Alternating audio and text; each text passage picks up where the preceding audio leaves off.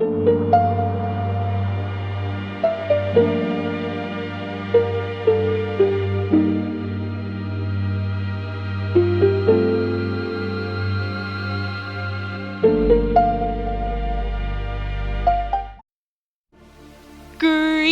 sheeple of Shibuya, and more specifically, my Sloth Squad!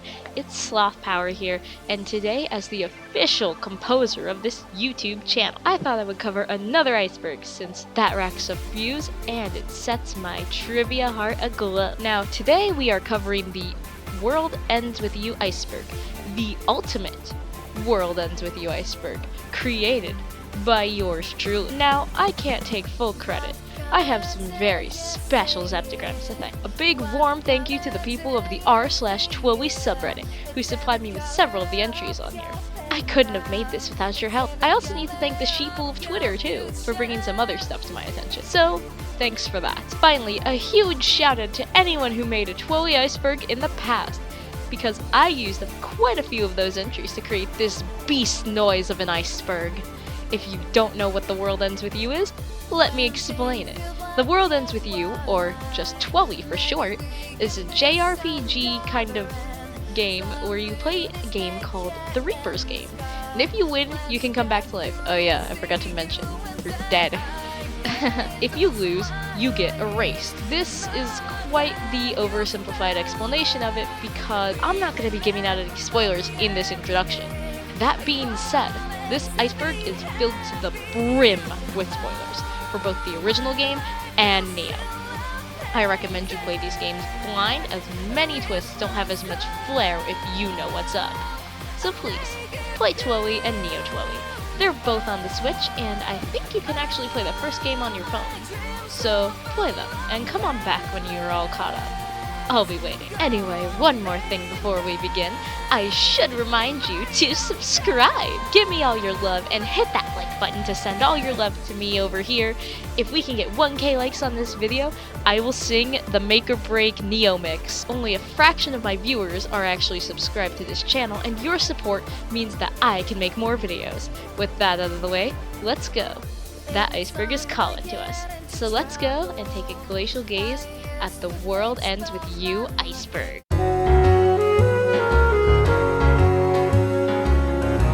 Subarashiki Kono Sekai. I hope I pronounced this somewhat well. This is the Japanese name for The World Ends With You. There's not much to say about it. Google Translate literally just tells me that it translates to The World Ends With You, but that's not actually what it means directly translated. It's actually, It's a Wonderful World. The only reason it's here is because that's the game's name in Japanese, and, you know, it's because they changed it from It's a Wonderful World to The World Ends With You to match the theming. It's a Wonderful World is actually, the title is actually referenced in the game, because if you look at the speech everyone says when infected with the red pin, they say, "To right the countless wrongs of our day, we shine this light of true redemption, that this place may become paradise. What a wonderful world such would be," which possibly refers to the Japanese name. What else do you want me to say about this? This is literally... there's not much to this point. Solo Remix. This was a version of Twowie that released for mobile phones. The main differences between this and the original release are, first of all, a graphics update. New songs were added and mixed around in certain places, and songs are added in their full length this time, so unlike on the original DS version, parts of the song didn't have to be cut out and the tracks would loop less. I think there was also Twitter integration at one point, but this eventually got cut out. There were also microtransactions in this game because you actually had to buy a couple of the new tracks with real-life money. The most important change, however, to the game was how partners actually work.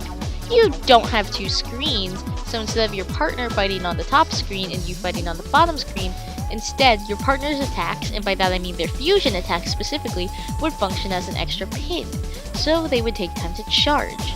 This kind of ruined some fights because they had to be reworked. I don't think it hinders it too much. It's still a really good way to play the original Twowie, but if you really want that original Twowie feel, you can always load up and emulate, I mean a completely legal Nintendo DS copy of the original World Ends With You. Twowie Final Remix. This is a remastered version of the first World Ends With You. It was released on the Nintendo Switch system. Basically, the only difference are that there's enhanced graphics and there's a few new tracks, and it removed the microtransactions for songs that were in Solo Remix.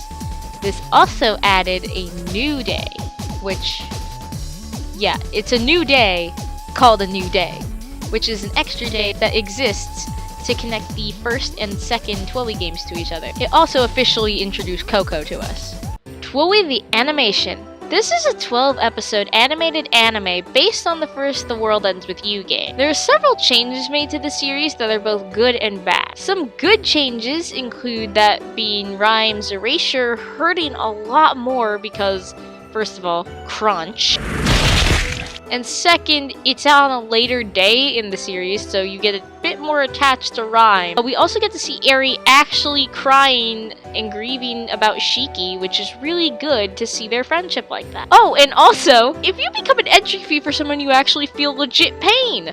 Like, you can see Shiki in extreme pain right here from becoming Neku's entry fee. The problems come in because of the series length. 12 episodes leads to Neku and the others having their character arcs kind of crunched and rushed. Some characters don't really get as much spotlight as they should, because it's essentially what a Twilly any percent speedrun of the plot looks like. So, yeah, it's not the best anime, and it's gotten some mixed reviews, especially from the fandom, but at least Shiki and Joshua look really cute, and anything to get at least someone interested in Twilly really helps. Kingdom Hearts.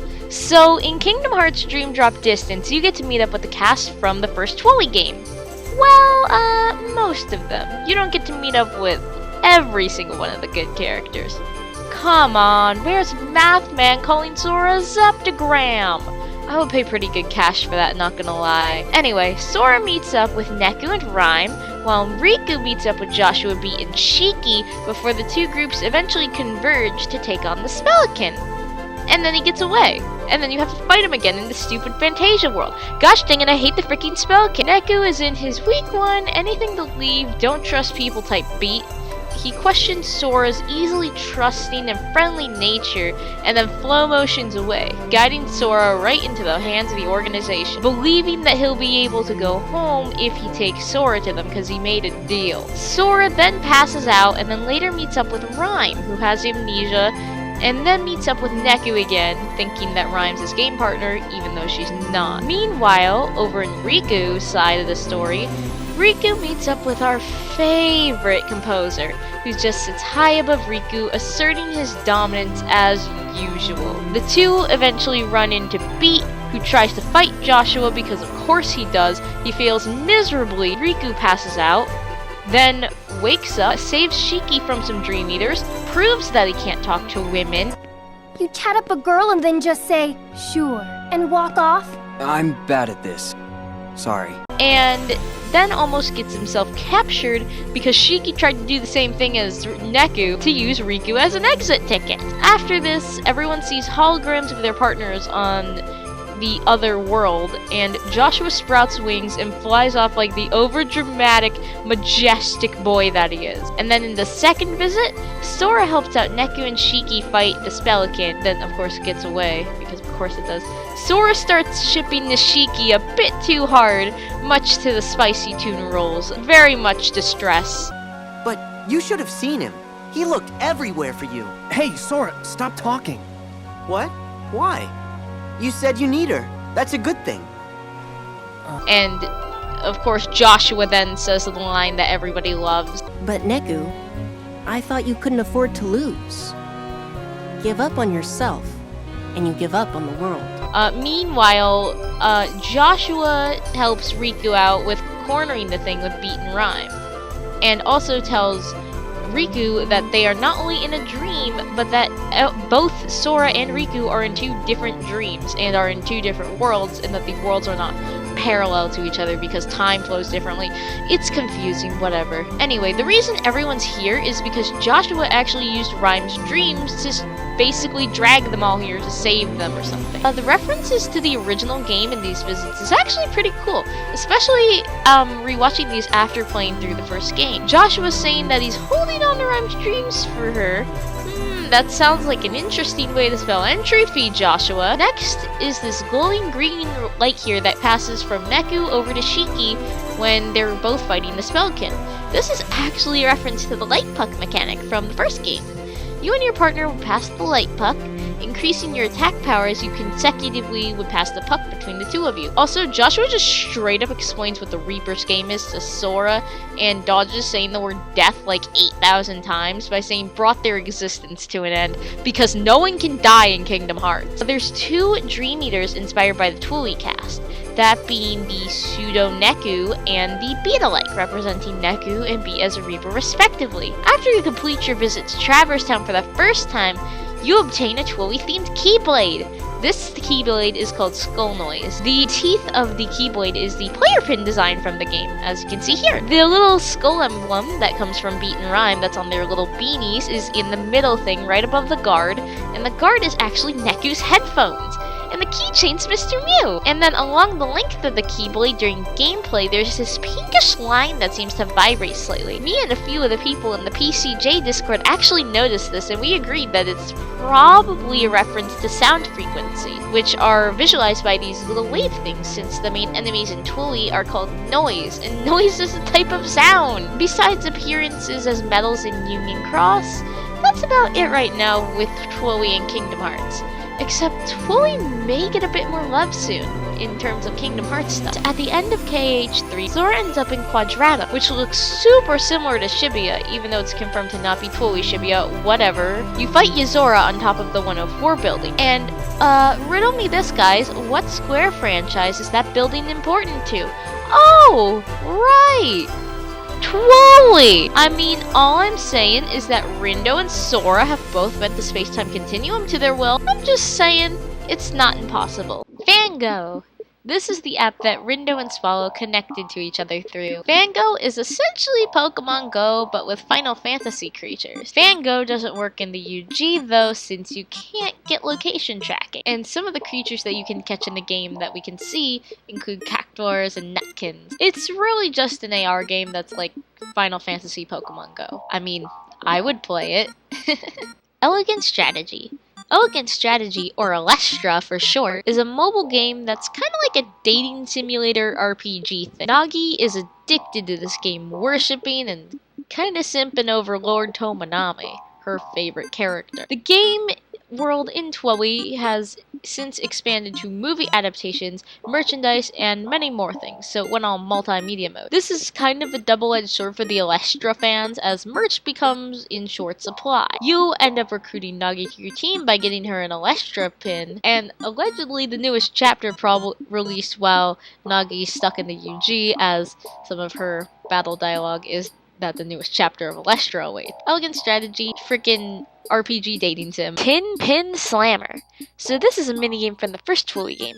To sum it up simply, it's Beyblades with pins. But to be a bit more specific, you launch your pins into the arena and you have to try to knock the other person's pins out of the ring.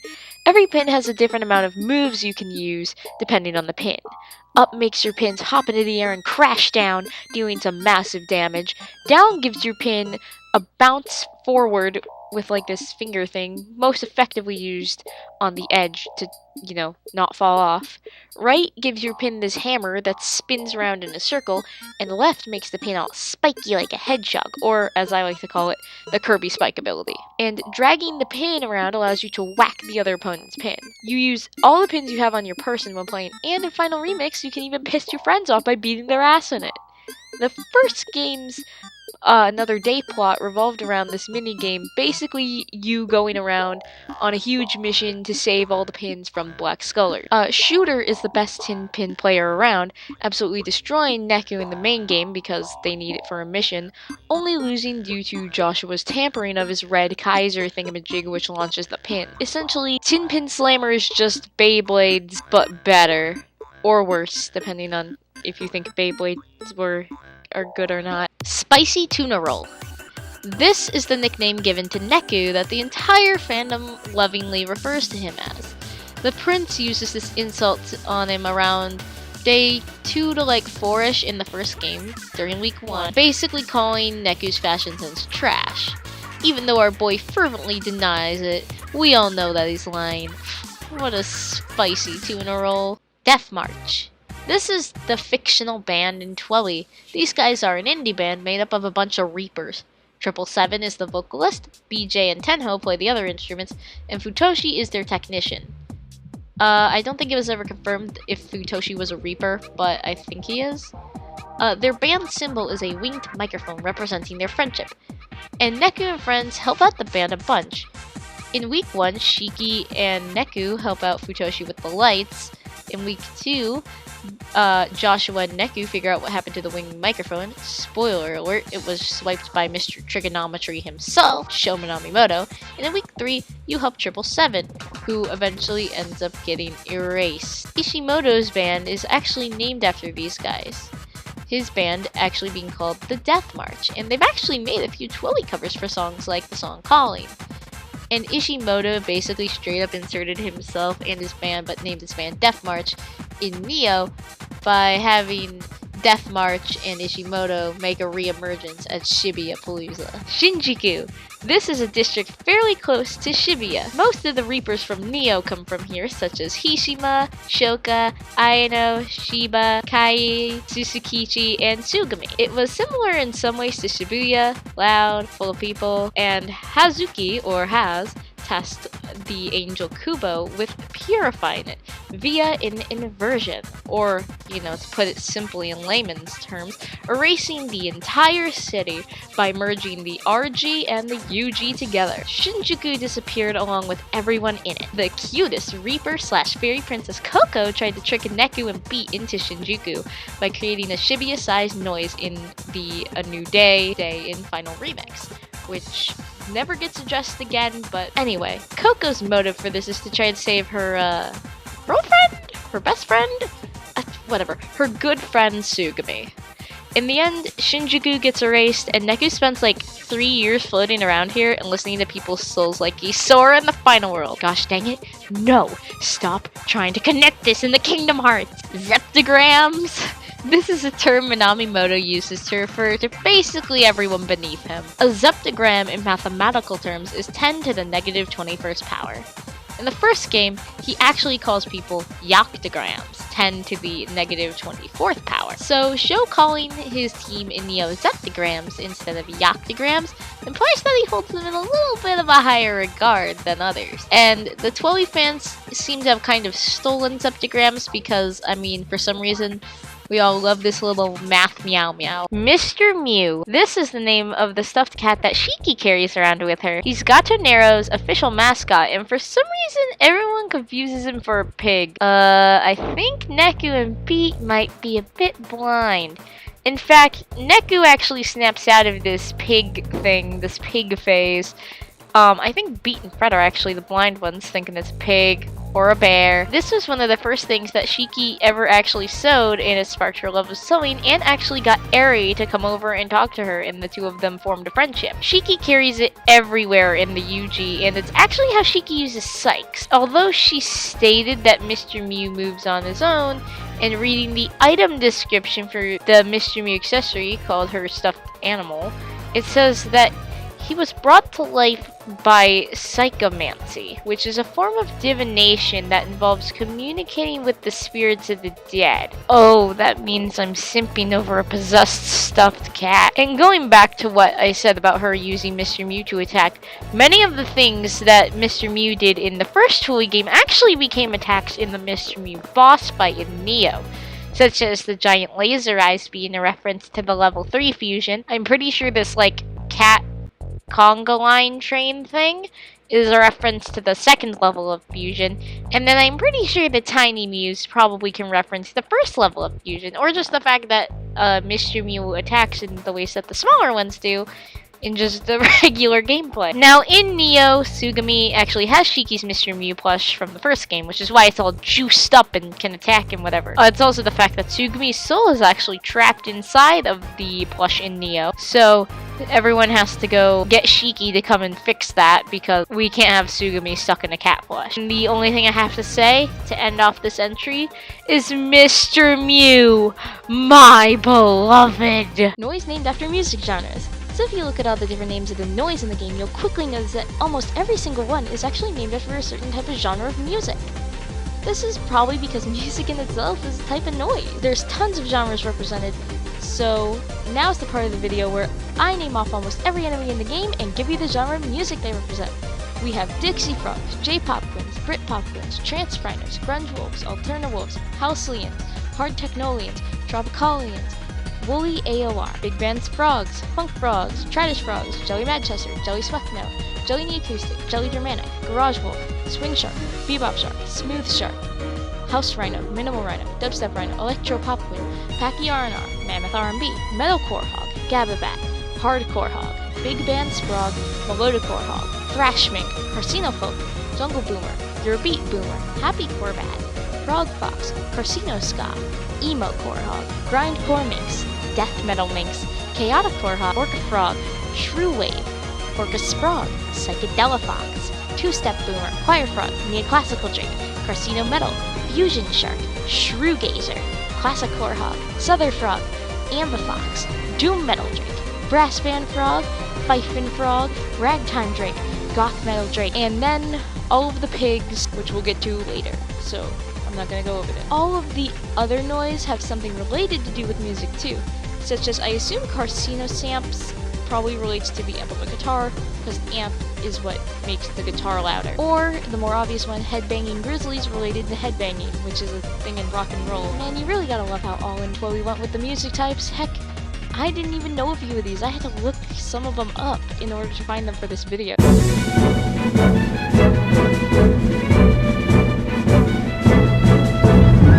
The Twoey Smash Ball. In the background of the A East concert hall stage, you can see a very distinct shape here. Is that? OMG, guys! It's the Smash Ball! You know what that means, guys. Neku Sakuraba is gonna be in Smash. Oh my gosh. Nah, I'm just playing. This is likely either a cute, be it unintentional reference, or it's really just a coincidence. Although, Neku would be really cool in Smash Bros. The Smash Ball is upside down in this background, kind of resembling the fake Smash Ball, which didn't actually appear in a Smash game until 11 years later with Smash 4. So, I guess we predicted it. Hanakoma is a fallen angel. So, in the secret reports, Hanakoma details about a fugitive fallen angel who provided Sho with the instructions to make the Taboo Noise Sigil Refinery in order to summon Taboo. And in one of the final reports, we learned that Hanakoma's been playing dumb this whole time because he was the fallen angel the higher plane was looking for. Mr. H gave Sho the Taboo Noise instructions just in case Joshua's mind wasn't changed about erasing Shibuya. But yeah, that didn't work so well. Shoka is Swallow. Rindo, in the game Neo the World Ends With You, is addicted to his phone and playing the game Fango. Oh goodness, he's like me, addicted to the internet. He has one very close online friend that he lets his guard down around, that being the ever-mysterious Swallow. Swallow is the only person that Rindo can contact besides Fret when they first enter the UG, which would be impossible since they lost all contact with anyone in the RG. Over the course of the game, Rindo ponders and tries to scout out who Swallow is, and it doesn't work. During round 2 of week 3, day 7, we learn, as Shoka is flipping dying, that she is Swallow. Kae set up the account for her to help her talk to other people since physical communication can be a bit tricky. I relate, Discord for life, baby! In the very end, Rindo and Shioka meet up at the Scramble Crossing after they both get back to the RG, and they become friends for real this time. Aww. Mr. H is Cat.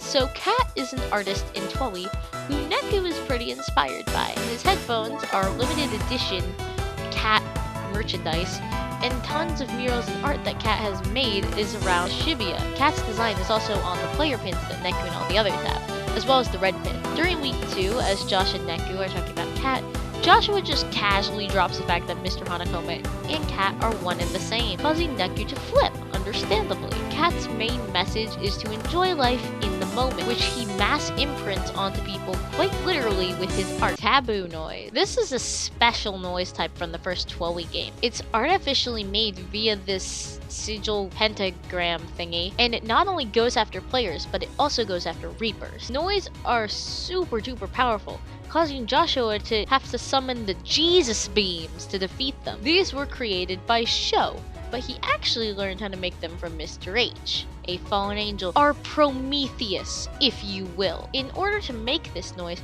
you have to draw this specific sigil, and then using some kind of spell type thingamajig, bam, the noise spawn. These things are kind of your biggest threat during week 2 and beyond. Plague noise. This is a special type of noise found in Neo.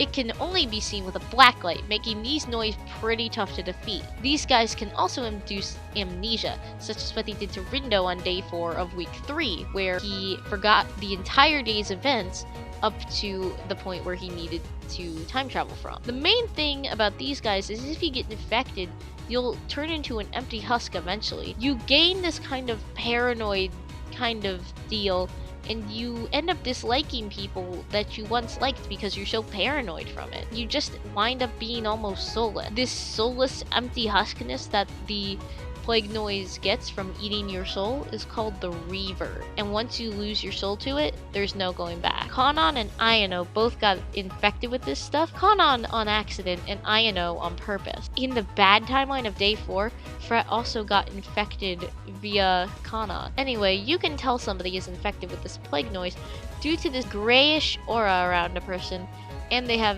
these completely soulless eyes. These can kind of be the equivalent to the first game's taboo noise. Reaper types. There's a few different types of Reapers that exist in the UG. First off, there's Harrier Reaper. These are the ones like Uzuki and Karya. They actively go after players with noise. That's basically their whole deal. Then there's Wall Reapers, which are also called Support Reapers, who kind of just put up walls and chill and just be kind of an inconvenience. No one really cares about them, I'll tell you that much. Next are Reaper Officers. These guys are the highest rank besides Conductor, Composer, whatever, what have you. The high boys. And the Reaper Officers are usually the ones who get to be the GM or Game Master. Their wings actually expand in size to be hidden, and they can tap into their noise forms. Of course, there's Conductors who run the entire game, assigning a Game Master, and they have a direct line of contact to the Composer. Every single Reaper has the ability to hop between the R and UG, and there are all kinds of different promotions and Reaper levels you can go through. You can go from just a Wall Reaper to a Harrier Reaper to an Officer, and eventually to a Conductor, even though a good chunk of Reapers only make it to off Reaper sports. So the Reapers, as part of their training, have 4 sports they can play with players of the game. The first one is Russian Roulette, although this one isn't actually seen in the game at all, and Beat also might have been making it up in his struggle to remember the Reaper sports as he does in week 3. The second one is Hide and Seek, played in the same way as the RG version, except supernatural powers are taken into account. You can see Kanishi play this with Neku and Beat, where she's hiding in Beat's shadow. Sport 3 is Player Hunt. It's played between 2 Reapers to see who can erase the most players. Uzuki and Karya play this one at the beginning of the game, and it's kind of essentially like a higher stakes manhunt. Finally, the last sport played is Tag, and it's played like the real life equivalent, although Beat incorrectly remembers Reaper Sport 4 as Reaper Creeper, or the Charlie-like game that the RG people use to communicate with the people in the UG. Rhyme's Erasure. During the first week of the Reapers game, there's a mission where the group has to get to Toa Records. There's no time limit on this mission at all. Shiki, Neku, Beat, and Rhyme have a race while the group is running. Beat doesn't pay attention as a shark noise jumps up to try and erase him. Rhyme shoves him out of the way, however, in a reverse of how Beat tried to shove Rhyme out of the way of a car. Rhyme is erased and Beat flips out. Mr. H takes Beat to his cafe and puts Rhyme's soul into a pan. Beat makes a pact with it, keeping him alive, since players that lose their partners only live for 7 minutes. Beat becomes a Reaper with the intent to fight the Composer and bring back Rhyme, which he now keeps on his shoulder in the form of a little noise, ferret? Bear? Sugar glider? Rhyme does end up getting revived at the end. I just wanted to give a section of this video dedicated about what happened to Rhyme. I also just really wanted context to use this meme. You will now be known as Shark Bait. 777 got erased by Konishi. During week 3, it's Neku and Beat versus the world. During this time frame, you get help out by the Reaper 777, who gives you a stronger key pin to break down certain walls. After this, it's only a few seconds that he leaves from off screen after you spare him that he ends up getting erased, leaving only his choker behind. But who erased him? It's most likely Konishi, as she's hiding out in Beat's shadow, and probably could very easily erase him. Oh, the poor guy, all he did was help us out. It's even sadder when you realize that you spared him, only to keep him from being erased by your hands, giving him a second chance, only for Konishi to erase him 30 seconds later. Live Remix. This was a Japan-exclusive mobile game that was released to mobile phones in 2013, and eventually was shut down in February of 2014. Players would be assigned to groups of 20 at the beginning of the week, and the goal would be to defeat the ringleader Noi. Coco acted as a guide, and the gameplay was very similar to how Solo Remix worked, except for the fact that you have to hold your phone vertically. There were also several exclusive brands and other exclusive things here that I'm not going to get into, but essentially it was kind of just like a Twowy gacha game. The live countdown. So a few years ago, there was a timer counting down a week to a new Twowy announcement. Every day, the counter would play a new remix of a song as it ticked down to 0. Now at this point, Twowy fans were theorizing like crazy, as it had been over 9 years since the first game. Everyone thought for sure it was going to be an announcement of a sequel to Twowy. The countdown ended and the entire fandom got gut punched. It was all for the solo remix. Needless to say, the fans were a bit miffed. It was kind of like how the Danganronpa fans felt when they got gut punched that they got mobile ports before the Switch port. But we did actually eventually get a sequel to the first game, that being Neo, which showed up onto the scene after 14 long, excruciating years of waiting. Pig noise. This is a peculiar type of noise. They don't attack you, but you have to do a variety of different things in order to erase them. Pig Sambas you can just attack as normal. Pig Bolero and Pig Mambo need to be erased simultaneously. Pig Cha-Cha splits into smaller versions of itself. Pig Carol you need to attack with a specific affinity type you have on your pin. Fire, ice, what have you. Pig Jives blow up and show up with Pig Waltzes, while Pig Waltzes you have to match to the same color. Pig Mazurka is the king pig, who's really tough. And then Golden Pigs, of course, but those are just the Neo pigs. The original game's pigs are a touch more complicated. Sure, you got the Pig Sambas and the Cha-Chas, but the Cha-Chas don't split now. The carols still exist as well. There are different pigs now, such as Pig Salsas having a timer above its head and having to defeat them in a numerical order. Pig Jigs, you have to find the one that isn't an imposter. The Pig Rumba, you can only be seen on the top screen on the DS and is invisible on the bottom screen. Pig Tangos, you have to make sure that the timer doesn't reach 0, which the timer only ticks while the pig is idle. Pig Polkas, you need to be attacked by both partners at once. And Pig Butos are the only pig that will actually fight you back. You gain rare pins and materials from these pigs, and pig noise can only be fought once. F everything. This is an in-universe blog made by the character AGOG, aka The Prince. The blog is essentially like a review type blog that's pretty cynical. You can actually see the Prince in-game and you help him out with lots of things, sometimes pertaining to the blog. And if the Prince gives you an F, it's actually a good thing.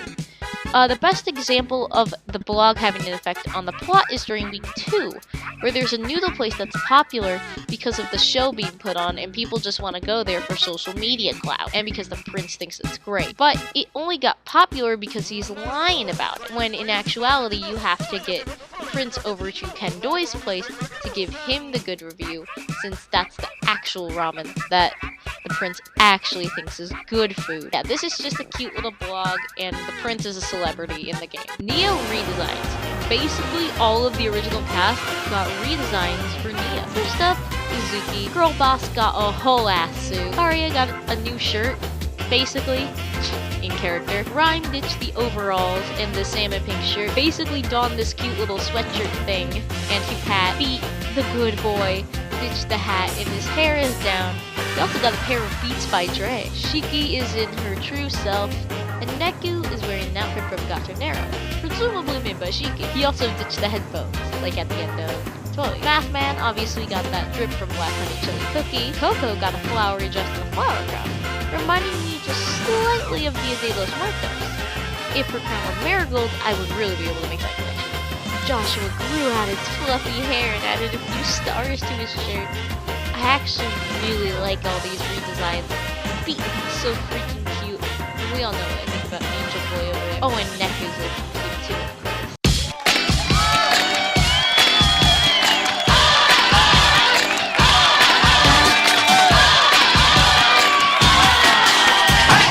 Neku actually listens to the in-game music.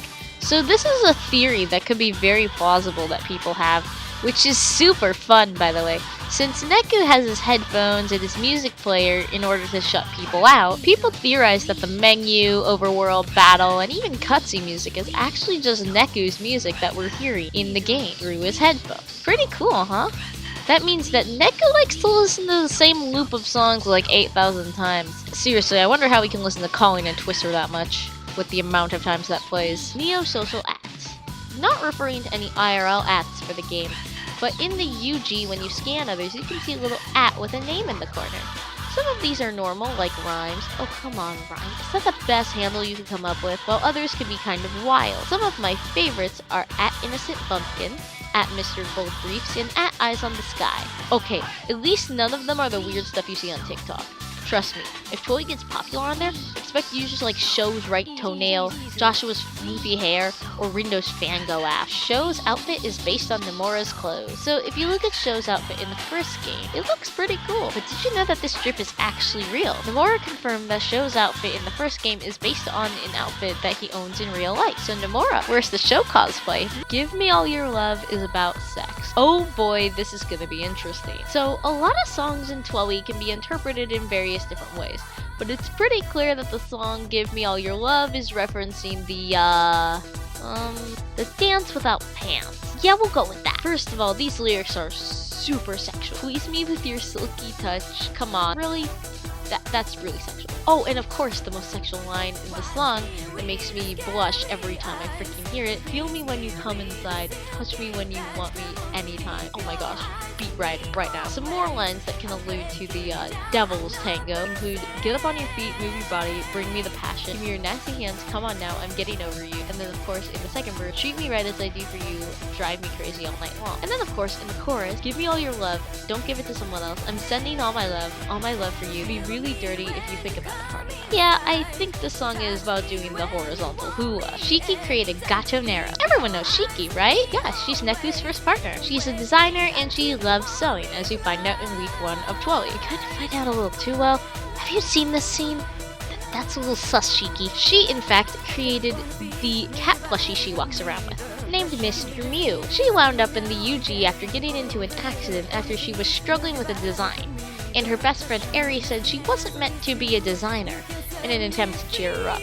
But that kind of backfired since being a designer was Shiki's dream. We learned during the first week that Eri regretted it, and Shiki then worked really hard to get back. After she gets out of the UG, she creates Gatonero with Eri. The face of Gatonero is the ever-lovable kitty Mr. Mew, and she's super busy as she's away from Shibuya due to business trip. Gatonero appears as a store in Neo, and Shoka reps the brand pretty regularly. Songs missing on the soundtrack. On the soundtrack for The World Ends With You, a few songs are actually unavailable and missing off of the soundtrack. The first glaring hole for this is the song Emptiness And. This song is considered a secret track in the game, which for some reason bars it from being on the OST. Meanwhile, the song Lullaby For You is also missing, but for a different reason. Lullaby For You was the third single written by singer, I'm gonna butcher this, Jayongri? I don't know how to pronounce that, I'm sorry.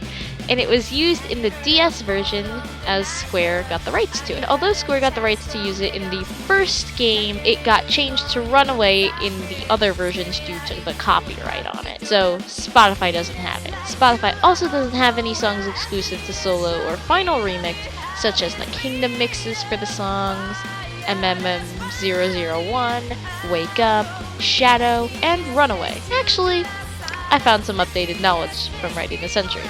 Runaway and MMM001 and a couple other mixes for stuff like Twister can actually be found on this alternate album here, but the Kingdom mixes and Shadow are nowhere to be found. You're gonna have to use local files if you want those. The Kingdom mixes aren't on here most likely due to the fact that they would probably be on the Dream Drop Distance soundtrack, But there's one problem with that. The Dream Drop Distance OST isn't on Spotify. And Shadow is just Scramble, but with like extra lyricy things, and it's not in English.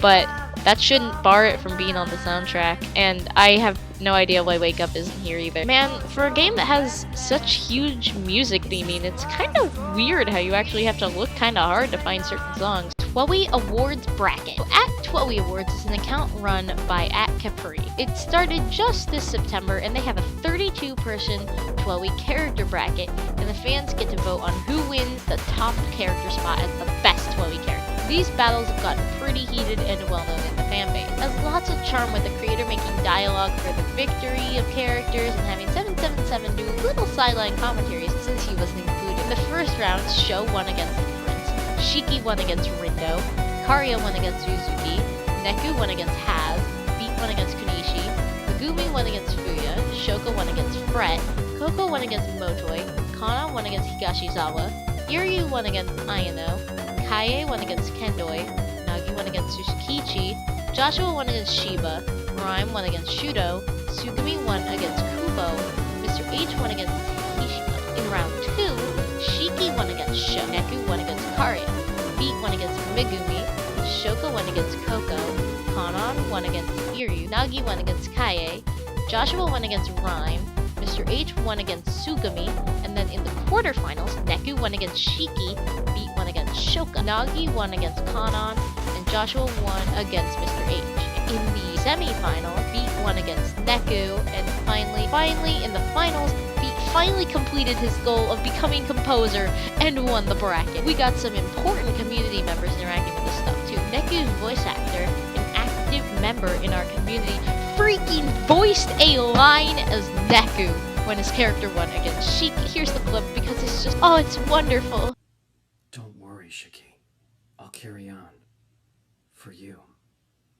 This is going to be a yearly thing, and whoever wins the bracket gets to be the sideline reporter next year, so the same character can't win twice in a row. I think it's cute that we've got a new yearly thing. So big shout out to Capri. Go send some love to them. Shiki's true self. We all know how Shiki looks, right? She's got that pinkish hair, literal hourglass figure, Mr. Mew in hand, and a cute little denim hat. This is the Shiki we see in the first Twowie game and in Kingdom Hearts. But what if I told you this wasn't Shiki's real appearance? The veteran fans know what I mean. The look Shiki has in the game is actually based on how her best friend Eri looks. See, in the first game, you have to give up what you value most to enter the game. This could be your morals, someone you care about, maybe even your memories. Win the game, and you get it back. Shiki's most valued object was her appearance, and she lost it when she entered the game, gaining the looks of Eri because she was jealous of her. Neku and Shiki win, and Shiki gets to go home. Well, not exactly. She's Neku's next entry fee, but you get the point. When she returns to the RG and in Neo, she gains back her true appearance, that being what's on screen right now. She still has Mr. Mew, but now she has this short black hair, this cute green cardigan thing, and this white shirt dress thing. Aww, you look so cozy and cute. Honestly, I like this design for Shiki. It's just so adorable. Re-equipping Beat's mask. So y'all know the threads and how they enhance your stats, right? Well then, you'd also know that none of them actually appear on the characters in the game, but you actually can have one item re-equipped in through the threads menu. If you equip the mask item from Monochrome on Beat, the mask gets re-equipped from back before he took it off to reveal that he's not Neku. This is the only time I believe a thread actually changes a character's appearance in the game. It's a cute little detail that I don't think a lot of people caught at all. The Dawn created Tinpin. So this is yet another thing that's canon in the Another Day universe. In that universe, the Dawn, or Kendoi, actually created Tinpin Slammer. You know, the popular game that everyone's addicted to. And he later quit the company after falling out of love with the game. He gives the team exclusive never before released beta Kaisers and helps the group win in the end by reconciling with his old business partner Higashizawa in this universe, who's still really passionate about Tinpin. Also, just a side note, because I didn't put this on the iceberg because this thing is long enough already, it's implied that in this universe, Kendoi's son is actually Sho, as seen by this semi kind of "Are ya winning, son?" moment right here. Death March wrote 3 minutes clapping. This is just a cute little headcanon that I have that I thought would be pretty fun to bring up here since it's actually kind of possible. You guys remember a few layers up, I talked about the Reaper band called Death. During the second week, you meet up with 777 again, and he mentions how the band released a new song at their concert. Doesn't actually disclose the name of this song, but after this, the song 3 Minutes Clouding starts playing a bunch more in the overworld. Trust me, I have an hour of footage wandering around like an idiot trying to figure out where to go.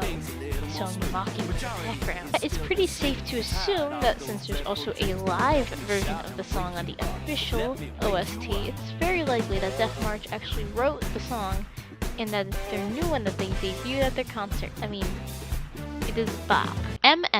Movie 001. So this was a trailer, music video type thing from back in the day with this song being made by a group called Mini Metal Masher. Some things about this trailer of sorts are interesting. For starters, the backing track of this music video thing is a completely original song only heard in this video. And it's a complete bop. Here, listen to it with some of the video.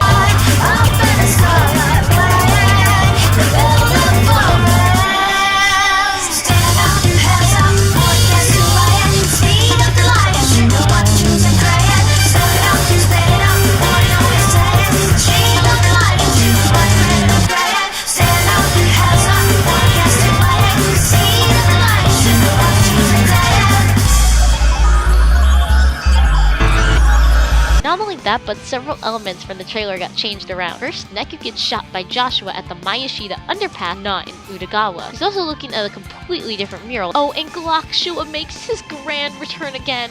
You can see the Glock just before it cuts. This trailer was apparently lost media for a time, it being super hard to find, and for quite a while we only had 30 seconds of it. And currently there's only like 2 uploads of the full thing in high quality on YouTube. The way you probably would have likely obtained it, from what I heard, was buying it on the old iTunes store. And of course, I'll link the entire video in the description because seriously, you just gotta watch this thing because it syncs up really well to the music. It's really fun. I think you guys will like it. Hands up, forecast to riot. Speed up the light, you should know what to choose and crying. Snap it up, span it up, before I know it dies. Chill of the light, you choose what's craving and crying.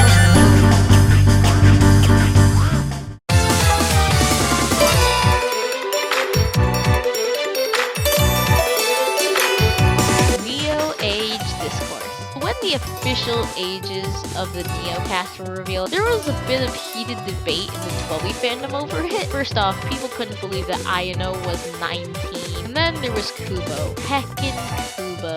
According to the official source, Kubo is 31. Scoozy, Beat, and Fret literally kept calling him Gramps.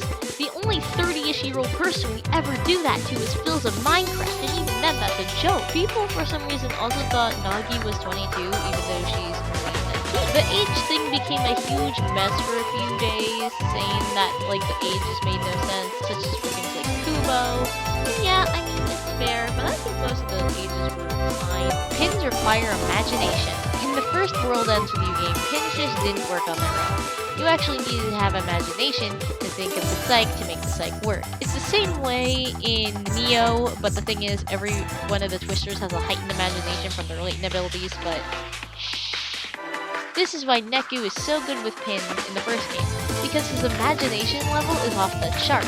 That's why other people can't use the same pins. They don't have a good enough imagination. Obviously, this only works for the Reaper's game designated pins, or was to stop players from, oh, I don't know, creating their own pins. That would go a little something like this. And here's my Ultra Instinct Shaggy pin, capable of defeating everything in one hit with no cooldown. And of course, my most powerful pin, the Twerking Imposter, which of course his main ability is looking like a sussy baka. I hope you know I hated every minute of voicing that, so you better sub for my suffering. Show's HP is the pi digits. Yet another math reference because no one is safe from the wrath of the math. In Show's first boss, his HP is 3141. If you put a decimal in between the 3 and the 1, you get pi, or 3.14. His taboo noise form continues this trend. His HP in his taboo noise form is 5926, or the next 4 digits of pi. This is another cool math thing for Show. Show is bad at math. So despite Sho speaking in trigonometry and calculus, Sho isn't actually that good at math. Yeah, that stupid hectopascal is actually trash at math allegedly. According to an interview by Nomura, Sho just really likes math and he's not necessarily good at it.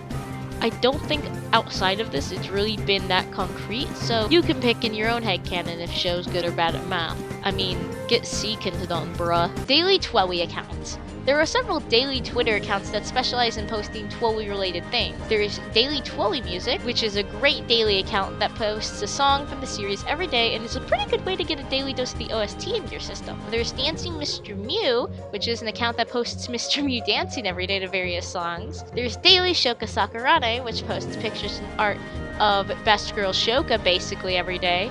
And of course there's other cool daily character accounts like ones for Shiki or Neku, of course. There's literally a Twitter account that posts a picture of Sho with the impact font caption, "Oh yeah, Wednesday" on, well, Wednesdays. In a similar vein, there's Joshua Saturday, which is the same thing as Sho Wednesdays, but with Joshua on Saturday. Oh, there's also Daily Beat Plush, which posts, well, take a guess. And then, of course, there's a daily account which photoshops places where Neku's been shot all the freaking time.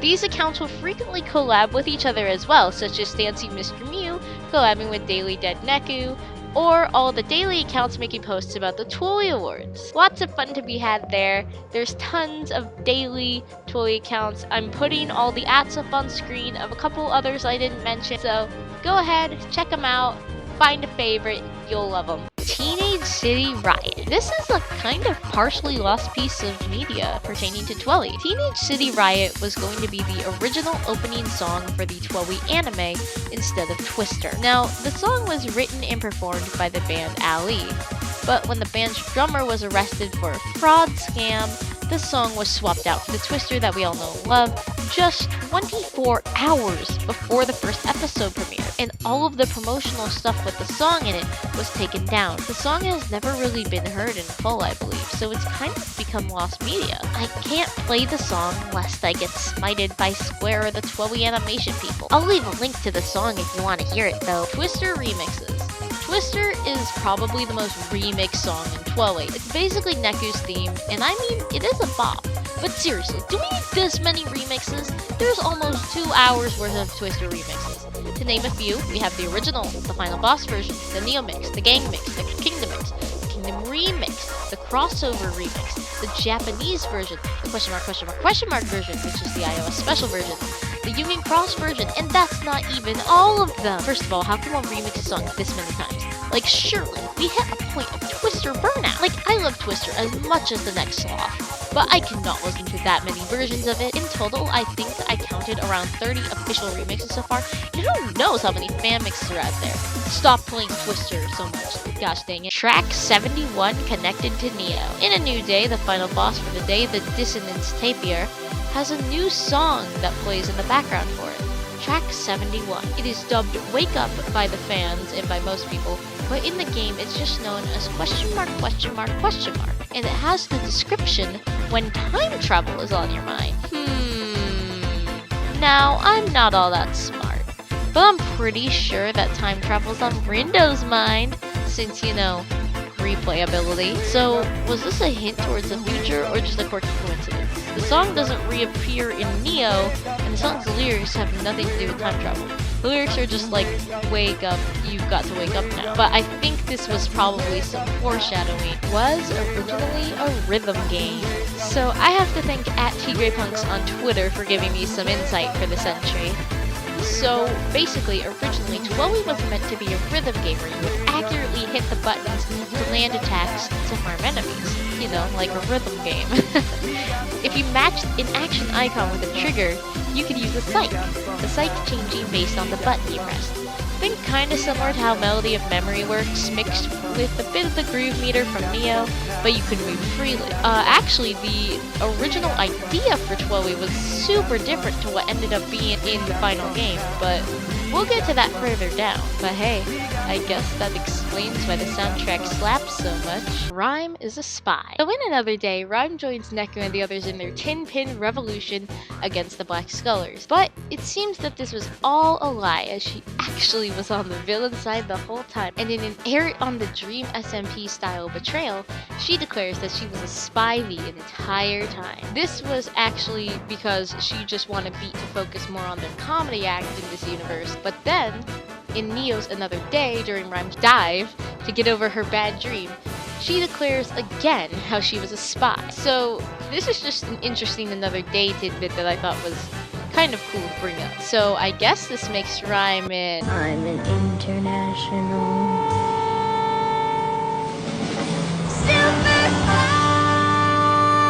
Imprinting used to be called memes. So when you imprint, you kind of toss words at people's brains and folks in the RG will respond to it, hitting them like a flash of inspiration. In the first Twilly game, the words you used weren't called keywords like in Neo. Nope! They were called memes! This name was likely changed due to what the modern definition of a meme is, because while memes might have made sense in 2008, this is what a meme is in 2021. Oh no! Our table! It's broken! Yeah, glad we changed this nowadays. But seeing this conversation in game is just really funny, because it's really funny to see Shiki go, meme? What's a meme? Reapers don't age. So when the ages for the Neo Twilly cast were revealed, there was one thing that a lot of people noticed. The Reapers from the first game, Uzuki and Karya, just didn't age. Uzuki's still 17 like in the first game. It seems you stop aging as soon as you turn into a Reaper. But if you leave and become a not Reaper, a player, a human, whatever, a human, you start aging again. Hence why Shoki is still the same age as she was when she became a Reaper, but then went back to aging as normal when she went back to the RG. Etymology of name. So, the direct translation of the kanji of the characters' Japanese names can literally translate and mean different words and things relating to the characters. I'm only really gonna go over the interesting ones that actually tie to characters, so nothing random like some of the direct kanji translates to. So let's start with Sho. Sho's name literally translates to South Expert Orangutan, while in Shiki, it literally translates to thread. First of all, linking her to her love of sewing and her dream of being a fashion designer. And Shiki Misaki's kanji literally translates to 4 seasons, beautiful blossom. Neku is really close to the Japanese word for cat, neko, connecting him to his idol cat. Joshua's kanji, reading from left to right, reads Paulownia, birth, injustice. A Paulownia is a hardwood tree, which is a symbol in Japanese government. They only grow after fires due to their sensitivity, which evokes themes of death and rebirth. This could translate over to the fact that Joshua's entire thing is that he can revive people as the composer. Now Beat, or should I say, Daisuke no Jobito's kanji literally translates to big, help, of help, and wisteria. And Raimobito translates to coming, dream, and wisteria. Now Rhyme's kanji is a bit more interesting than Beat's. Rhymes could refer to the fact that her entry fee was her dream and how her life in the UG came to an end. Now the interesting thing about wisteria is that it's supposed to represent long life and immortality. Oh no! Konishi's kanji translates to void, west, fill, queen, and then Megumi's translates to north, rainbow, love. Higashizawa's translates to east, swamp, ocean, big. Now one interesting thing that you might have just noticed right now from me reading all of the GMs at this point, their kanji, they have the cardinal directions in it. Megumi has north. My guess is as he's leading the game as the conductor, and most people usually will try to head north when they're lost. And on the opposite end, the one who no one actually really wants to follow is Sho, who has south. And then that means on either side we have Konishi and Higashizawa. Now Koko's kanji translates to new child, probably referring to the fact that she acts like an absolute child, and she was a new character in a new day. Mr. H's kanji translates to feathers, lion dog, fast, and sapling. The feathers and lion dog could be hints to Hanakoma's true form and to the hint that he's an angel, hence feather. Mr. H's name, Sane Hane Koma, also has the syllable for neko tucked up in there. Haneko, which hooks him up with Cat, which is his true identity. But that's probably the most important ones in the original crew. So now for the Neo crew. The kanji for Rindo translates to dragon and courage. The dragon thing could relate to how Swallow refers to him as Rin Dragon, and then courage could be referring to the fact that Rindo has to gain courage throughout the course of the game. Then the last name, Kanade, translates to play an instrument.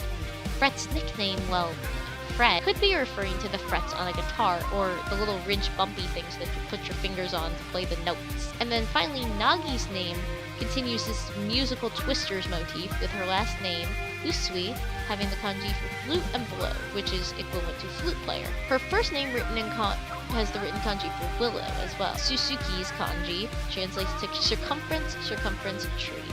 The circumference thing might relate to his love for Reversity, because the discs are literally circle, and a circumference is the circle thing. And then Kaichi, his last name, has the kanji for deer, of course referring to his Reaper form being a deer-like creature. Motoi is interesting, as his name translates to whole, brilliance, foundation, and menace, possibly referring to his true nature of being a menace, and how he seems brilliant as another.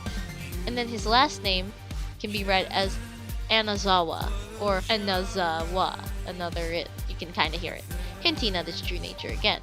Ayano's name literally is derived from the word iris flower, and Kai's kanji of his first name translates to answer/understanding, possibly referring to how he becomes a helper and has the answers for the wicked twisters, especially during the first week and the third week. Shoka's first name is derived from the Japanese name for the hydrangea flower. Her last name is similar to the word for cherry blossom. Her last name can translate to something along the lines of the sound of cherry blossoms.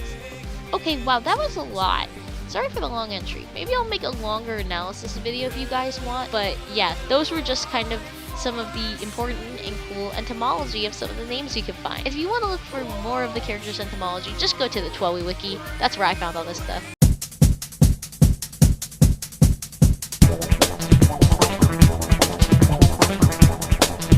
Twelwe ARG. At one point, the PR team for the Twelwe anime created an ARG to drum up some hype. This ARG lasted until September 25th, 2020, and consisted of players finding the IRL location of Hachiko by selecting the correct plus code. A plus code is an open source mapping tool to list addresses, especially in places with no conventional addresses. This ARG lasted a week, and after this there was an additional mission to find the location of the 109 building, aka One of Foe, in the same way. It's pretty neat, and I kinda think it would be cool if they did that again. The codes that we had gotten from this were these 4 codes, and we've only seen 2 that were used, that being Hachiko and 109. MP52 plus J7 was Hachiko, then MM5X plus RF is 109, which is the real life inspiration for One of Foe. Then there's MM5W plus F6, which is O East, which was the inspiration for A East, which is a very large concert hall in Shibuya. Then MP52 plus 99 is the address for the Moai statue. So yeah, this is just a pretty cool, cute little ARG where it was just pick a number and then find the location. Coco's introduction was in a mobile game. So Coco is the cutest Reaper/fairy princess that causes Neku and Beat trouble by trapping them in a noise-sized Shibuya in a new day in order to try to help Sugumi/the rest of Shinjuku. This is the first time that many players met this little menace. She actually first appeared in Live Remix, where she would sell microtransactions to the players in solo and Live Remix. These were mostly just music tracks. Dear God, no wonder she's evil. She's trying to sell people 4 versions of the same song. This was where she got her start. From a little microtransaction scam artist to whatever you called her freaking job in Neo, professional Sugami revivalist. Live Remix brand. There are 2 brands exclusive to Twelwe Live Remix. The first one is called Mithril Scale. This brand's design mainly has a focus on mythological monsters, and most of their pins are super rare to super rare, and were only available through the gacha meat, that being the Gold Pig gacha. The pins were great damage dealers and could take out large amounts of health off of the noise, hence their rarity. And then next is Maiden Innocence. The designs of this brand mainly focused on maidens in fairy tales like Alice in Wonderland and Snow White. I couldn't actually find much on this brand since the service is offline. This is about all you're gonna get. Joshua is a god slash Jesus. Well, Joshua's not actually a god, but he's pretty dang close to one. Joshua is the composer of Shibuya, meaning that he watches over the city and the game in the UG. He basically pulls all the strings. Some of the stuff he can do is call God on his dinky little orange phone and summon Jesus beams and meteors down from the sky. He can hurl meteors at people straight up. He game-ended Minami Moto in a powered-up taboo state with a freaking vending machine of all things. The only reason that the first game happened was because Josh basically just wanted to erase Shibuya completely. But luckily, Neku changed his mind via the most intense real-time Hamilton roleplay. Next up is the fact that Joshua could just straight up be a huge Jesus reference. When Joshua introduces himself, he says this. The name's Yoshiya Kiryu. But mother and father call me Joshua. I suppose you can call me Joshua too. Notice how in the game mother and father are capitalized. In religious groups like Christianity, names like God are capitalized to show how sacred they are. Since it's kind of super important in religions like Christianity and Catholicism, we capitalize God, the Father, Lord, and more. Capitalization like that seems to imply that Joshua's dad is God, and as for his mom, that could probably be referring to the Virgin Mary, as Mary was Jesus' mom, and unless Twily's version of God is like Zeus, I think Mary can work just fine. Joshua also does a bunch of Jesus-type things. As composer, he has the power to bring people back to life, which is the same thing as something that Jesus did, such as when he raised Lazarus back from the dead. Next up, Week 2's ending. The way Joshua poses to block the blast looks a little bit like the crucifixion and how Jesus held his arms and legs out like that on the cross. Next, the whole sacrificing himself for Neku part could be like how Jesus sacrificed himself to save all of mankind slash his friend. And then Joshua coming back during week 3 could be a bit like the resurrection if you really think about it. Also, if you look at Joshua's real name, Yashiya, it's really close to the Hebrew slash Jewish name for God, or Jesus, that being Yeshua. So, is Josh a god? No. Is he darn close? Heck yes. Joshua was supposed to use a Glock. This one's pretty simple. In the beta trailer for Twilight, Joshua is shown wielding a full-on Glock, ready to delete Neku from the RG. This was later changed to what we have in the final game. Oh, by the way, Josh's gun in the final game is actually based on a real gun called a pepperbox revolver. See, Joshua with a Glock would have been way cooler because, I created this. Yeah, have fun with that. Hazuki was gonna be the final boss. According to Nomura, Hazuki was actually gonna be the final boss of Neo instead of what we actually got, where we fight Rindo's trash timelines in the form of a phoenix. You can actually see kind of little remnants of the idea of Haz being the final boss shine through, such as you can see on Hazuki's design, the little emblem on his jacket is actually a phoenix. And also, Reaper's noise forms usually have the suffix cantus after it, such as Leo Cantus, Tigress Cantus, the list goes on. But the only one that doesn't follow the convention is Phoenix Cantus, because Phoenix Cantus isn't a Reaper noise at all. So maybe in another reality, in another alternate universe of this one, Haz is the final boss. But in this reality, nope. Haz just kind of helps congregate all the noise in one spot for us to beat up. Cut content.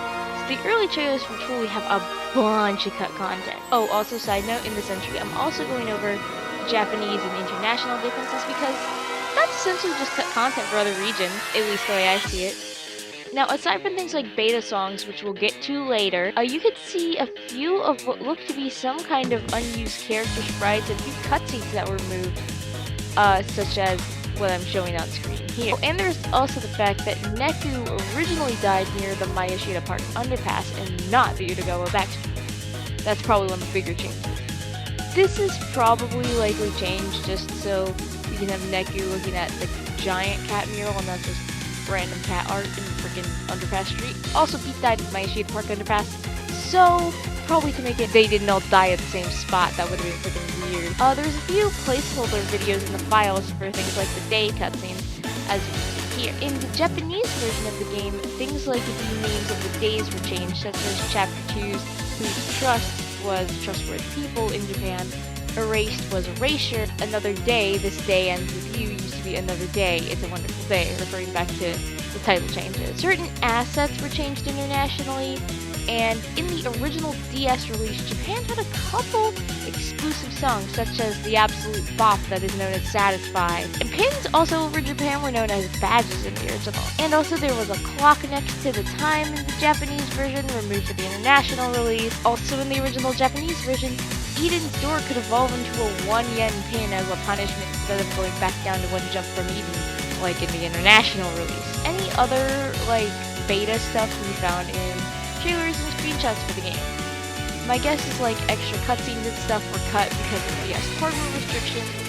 For space, same thing with how songs have to be sliced into shorter variants of each other because space, same thing with sprites, same thing with basically everything, just space-wise. It's a DS game, come on guys. And also, in the final remix version, there's some unused assets from when Toy was going to be a rhythm game. And then, of course, we have probably the thing that y'all were waiting for me to discuss maybe out of this huge, broad umbrella topic. Beta character design! Woo! So, some designs for characters, such as Aino and Kanon, basically just swapped styles. Fret had more of a punk look going for him. And guys, we got robbed. We could have had Ponytail Karia. We could have had Ponytail Karia. How dare you rob me of that? And then, of course, we have this beautiful beta art of Rindo without a mask. That looks very cursed. Take that off the screen, other. Anyway, I can't go over everyone's beta designs because a lot of them aren't really that notable. But yeah, cool, whatever. Moving on. Shoka/Sugami was gonna be Neo's protag. So, I made this point a little misleading. Nomura stated how Sugami was originally gonna be Neo's heroine. Now, in Japanese or something like that, apparently a heroine doesn't necessarily equal protagonist. It just means the female lead, love interest, what have you. Nomura thought she would be the main heroine for the story, but eventually tied Sugami more into Shinjuku's story, so she's Shinjuku's heroine. Eventually, the heroine role for this game got switched over to Shoka. Nomura didn't actually want to change Shoka's design very much, as he didn't know who she was going to be in development. Luckily, the way he designed her worked for her role as Reaper. So, he designed her like a main protag, and then the design stuck when they made her a Reaper. Nomura said that he wanted the main heroine to have some sort of connection to Shiki, hence why Sugami has the Mr. Mew plush, and why Shoka has her Mr. Mew hoodie. Another Day is canon. Despite what Mr. Mew says, Another Day is actually canon, in a sense. Angels have the ability to hop between realities. Remember that huge blast that seemingly killed Joshua? Yeah, he didn't die. Spoilers, he actually world jumped to the Another Day timeline, where he basically spent half the plotline acting like a fruit basket and playing Tin Pin. Mr. H knows of this as well, calling Another Day Neku phones and then saying, "Wrong you," implying that this is another dimension and this alternate reality happening while the main plot is going on. This is also reconfirmed in the secret reports written by Hanakoma, where he says that Josh plain jumped and hung out for a bit. Although Hanakoma didn't know where he went to until about, Secret Report 22, where he's like, I gotta go get Joshua. Gosh dang it, stop playing Tin Pin. Sho is sentient taboo noise in Neo. So we all know how Sho performed a hero kamikaze from Smash during the second week when he tried to take Joshua down with him. Well, the first time he came back to life, he was basically just taboo noise in Sho's body. Then he gets a vending machine to the face, and Coco revives him during a new day. Why does Mans have 80 bajillion cannon lives? Anyway, he shows up in Neo like Shadow the Hedgehog reappearing in Sonic Heroes. Safe to say that since Coco essentially copied what Mr. H did, Sho is nothing but walking taboo noise with some kind of form of Sho's sentience over in Neo. Unless we retcon the whole walking taboo noise thing. Maybe the outfit that he wears is to cover up that taboo noisiness seen in his second taboo iteration. Tomonami based on Minamimoto. So in the game Elegant Strategy, there's a character known as Lord Tomonami. He's Nagi's favorite and he looks like this. Notice anything? He looks remarkably similar to the son of a binomial, Minamimoto. His name is even pretty similar, being only one syllable off. Because of this, fans theorized that the player of the Reapers game came back, made Elestra, and based Tomonami off of Mathman. Either that, or they saw Minami in the streets and thought he was hot, so they made a whole character styled after him. Either way, this is just a cute and fun theory / headcanon. All Reaper officers are furries. Now this is just an observation that I had while playing both of the Thule games. All of the Reaper officers who are put in charge of being the GM can tap into their noise forms, because as we discussed, that's something you get when you get upgraded. Interesting thing, all these noise forms look like they're hecking personas. So we have Higashizawa's ram looking thing, Sho's lion cat persona. We have Konishi, who's literally a tiger. This is the biggest furry bait I've ever freaking seen in a video game. Seriously, just look at her. You can't convince me someone hasn't drawn something unsavory of that. There's absolutely no way. Shades over there has the snake, and then when he mixes Joshua into the mix, it turns into a dragon. Meanwhile, over on the Neo side, not really officers, but they still follow the same noise form thing. Susakichi has this deer-looking thing. Sugami has a bird. I think it's a bird. Ayano has a freaking plant sona. Does that even count? I don't know. I'm counting it. Sho's persona didn't change. And I guess if we really want to stretch this out, Rindo's pin, or I guess if it's Rindo creating the time-traveling thingies, it has a phoenix persona. So is it Rindo's freaking persona, or is it the pin's freaking persona? Maybe it's Kubo's persona. I'm getting off track. Anyway, Hanakoma may not be an officer, as he's producer, but he's still a freaking furry. Yeah, use the cat to attack. I'm on to you, coffee man. Long story short, all the Reapers, and most likely the higher plane, are all freaking furries.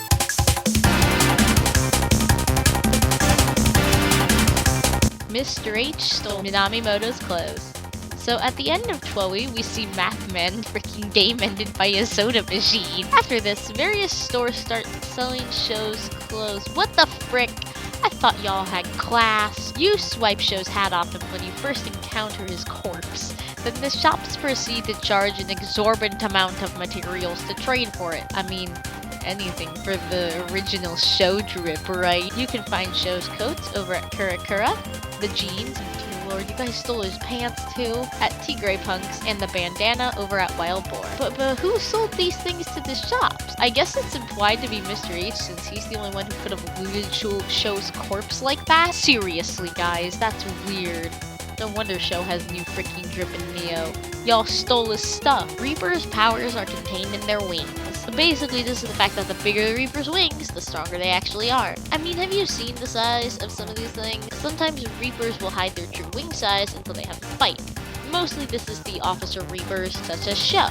Reapers like Show are mad powerful, because unlike most Reapers, Show actually has 6 wings, and the late game bosses have massive amounts of power for sure. I mean, look at these wingspan. And then also, for some reason, people also have an argument, or have had an argument, and it still keeps being brought up, that the size of a Reaper's wings also determines the size of your, penis!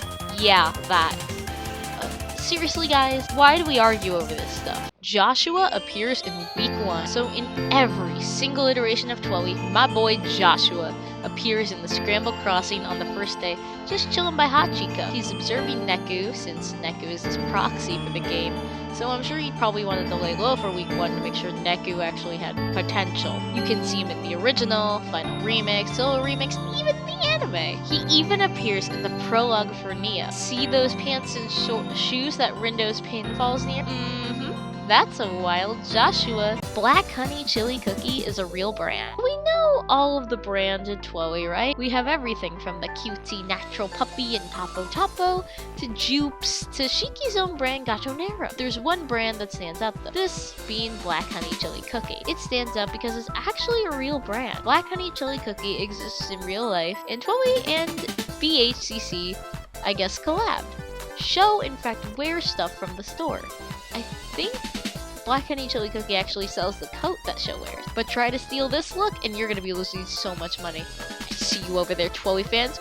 You're trying to drop 2K for the Sho drip. Fret uses his powers in the prologue. So Rindo and Fret have their special psychs that they use throughout the game. Fret has the power to remind people of something they forgot, such as how some of you forgot to subscribe to my channel and join my Discord server while you're at it. While Rindo has the ability to turn back time with his replay ability. Both use their powers in the prologue. Rindo is fairly obvious. When Fret gets game ended by a truck, Rindo goes back in time and saves him. Fret is a little more subtle though. In the cutscene where Rindo and Fret think the players fighting the noise is just a movie about people who can do psychokinesis, they don't actually remember it's called psychokinesis. And Fret says this. What's that called? You know, the brain power thing. What is that called? It's gonna drive me crazy. Come on, think. Oh, psychokinesis? Bingo! You saw that, right? Rindo remembered the name of it. That was Fret using his powers to remind Rindo what it was called. And Shoka, after that whole little debacle, says she saw their psychs. But we only saw Rindo's in the cutscene. Unless, that's right, it was intended to be Fret's reminder at work. I think it's pretty cool that they were subtly showing Fret's ability off, even in that first cutscene. Nagi's shirt changes based on the sprite. So if you look at the characters, kanji? Whatever, I'll call them words on Nagi's shirt dress, you see that based on what sprite she's in, the words actually change. For instance, the words on her shirt when she dives in someone's mind, it says something along the lines of, "Pardon the intrusion," like she says when she hops into someone's mind. Or on the victory screen, her shirt says something along the lines of "big victory" or "big win." Or whenever you feed her a dish she likes, her shirt says something along the lines of "thank you for the meal." If you give her something she hates, it says something along the lines of "maybe try something else." If you give her something she loves, it says something along the lines of "repeat customer," implying she will be back. Dang, she must really like that cold brew. In battle, her shirt says something along the lines of "expel," like to expel evil spirits. So, maybe giving her good luck in battle. Her normal shirt says something along the lines of "my character is the best character." The last one I think is for when Nagi's waiting for you to give her a dish, as it says something along the lines of "how special," like as in the restaurant specialty. And I actually have to thank u/kimchi over on Reddit for providing all of these wonderful translations. It really saved me a ton of hassle and probably misdirecting translations. So thank you so much, Kimchi. References to Chinese zodiac. So the 13 brands in the first Twilight game are a pretty strong reference to the Chinese zodiac. Plus cat, of course. Natural Puppy represents the dog. J of the M represents the monkey. Tigray Punks is the tiger, obviously. Musratus is the rat. Wild Boar is the pig/boar. The sheep or ram, which by the way is my zodiac, is sheep heavenly. The ox is D+B. Lupin and Zleek is the rabbit. Hip Snake is snake, obviously. Dragon Couture is the dragon. Pegaso is the horse. And Pavo Real is the rooster. And Gatito is the cat, of course. Now, the cat relates to this, as in many Chinese zodiac tales, the cat gets kicked off the zodiac because he's tricked by the rat. Or in one story, the cat is shoved off of the back of the ox when crossing the river, kicking him off the zodiac wheel. I'm not sure if the entire zodiac carries over to Neo, but from what I could find, we have Tigray Punks returning for the tiger, Tapo Tapo can easily be the rat, Shepherd House seems to be what became of the ram, Coney is the rabbit, and Gato Nero's the cat. That's all I could really find. If someone wants to try to find the rest of the zodiacs in Neo, freaking be my guest. Neo pin name song references. So many of the pin names in Neo are actually references to songs and various song names. Many of the pins names are lyrics to popular songs. To name a few, we have the pin Taste of Poison Paradise, which is a reference to the Britney Spears song Toxic. Diamonds in the Sky is a reference to the song Diamonds by Rihanna. Let the Storm Rage On could be a reference to a line from the song in Frozen, Let It Go. Once Upon a Dream is probably a reference to the song from Sleeping Beauty. Bad Romance is an obvious reference to the popular Lady Gaga song. Blinded by the Light could be a reference to the song by Manfred Mann's Earth Band. Back to the Future isn't actually a song, but I thought it would be cute to just mention it here. But it's actually a play on the movie Back to the Future. If there's any other song references that I might have missed, sorry. You can always tell me in the comments. O-Part's true lyrics. Out of every Twilly song, O-Parts is definitely the weirdest one. It's really hard to understand the lyrics since it switches from English to other languages, and it sounds a lot like gibberish. Well, the wiki comes to the rescue and has the full lyrics. Most of it doesn't make sense, and it seems like they just threw random phrases together such as crevice in the street and overtime till morning, what color was my sleeve? O-Parts, so dark, cold heart, find the mark, and reality's full of immorality, say cheers to your ally, baby. And can you push the button to replay the song? Not only that, but many lines from the second half of the song are actually callbacks to other Twilly songs. So first there's the line Tell Me Who You Are, which is from Game Over. Effects Has Defects is from Twister. You Are Lost Again is from Satisfy. Step Aside and See the World is from Twister. Greedy Mind is from the English version of Hybrid. You Know It in Your Mind is from Detonation. Show Me Your Smile is from the English version of Someday. Just a Matter of Time is from Satisfy. It's a Matter of Fact is from Satisfy again. Veracity Curiosity is from Detonation. You're Getting Out of Control is from Game Over. Just Like It's Charm, No Doubt, No Harm is from Make or Break. Motomoto Kara Kara, Saturday Night, Check Out the DJ is from the Japanese version of Awari Himajari. Finally, Reality is Form of Immorality, Say Cheers to Your Ally, Baby is from Detonation, and Anonymity is Annoying Me is from Game Over. It's pretty interesting how many tracks were thrown in order to make O-Parts, and O-Parts is the No Thoughts Head Empty song we all needed in our lives. Beta versions of tracks. There are several versions of music tracks that can be heard in beta or early forms in various places. Let's start with the original Twilly first. In the trailer for Twilly, you can hear a version of Underground that has a different, more techno-y intro. Here, have a listen.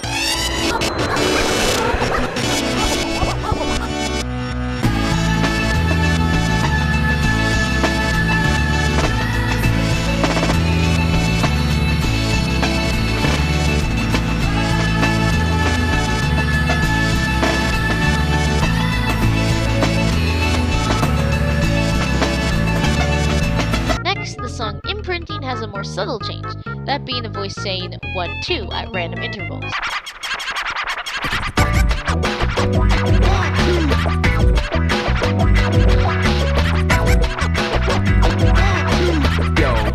Y'all know what time it is. Finally, my personal favorite from this trailer, Rush Hour. Rush Hour has a lot more lyrical bits and random stuff added to it, giving it a more Jet Set Radio vibe. I actually could really see this Jet Set Radio. In fact, as you're listening to it, instead of the trailer footage, I'm gonna put some Jet Set Radio footage up.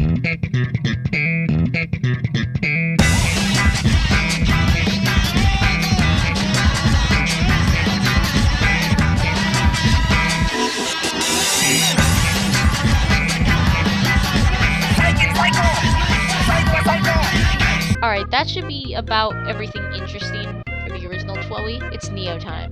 Disclaimer, these aren't actually beta Neo tracks, these are just parts of these songs got reused in Neo that I noticed that I got off of Ishimoto's official SoundCloud. So on Ishimoto's SoundCloud, several songs were uploaded before Neo. First, After Dark. This essentially takes the guitar bit from the song Hopeless, but then puts a lot of different other things around it. Have a listen to this, then Hopeless.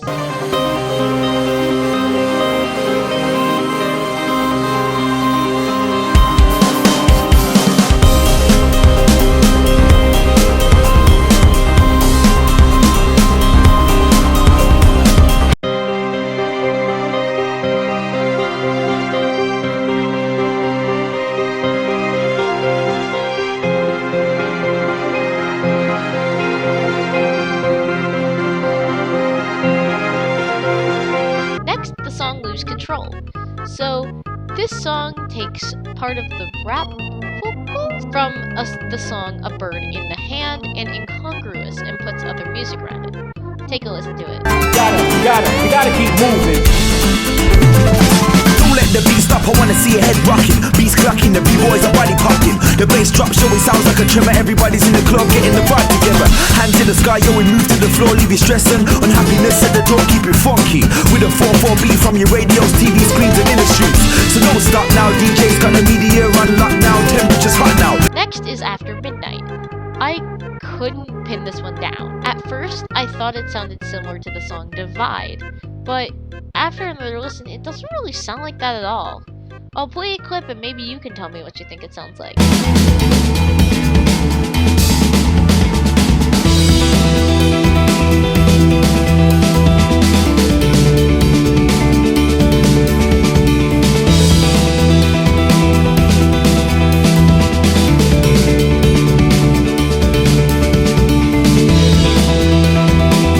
Next, Stay Away. This doesn't really sound like anything really, but it sounds kind of like a mixture of the One Star and Hybrid. The Neo mixes for them, obviously. Have a listen. You gave me peace over an eye. I kept it in my closet, it's always keeping us on me, and I don't care about it. Mine is yours and yours is mine, and I am yours and you are mine. I am me and you are me, and irony and irony. I never told you you should fade out. Don't you mess up, stay away. Finally, the one that sounds the least like any Neo songs, Dragon. I literally couldn't figure out any song that sounds remotely similar, but I thought they should include it for completionist's sake.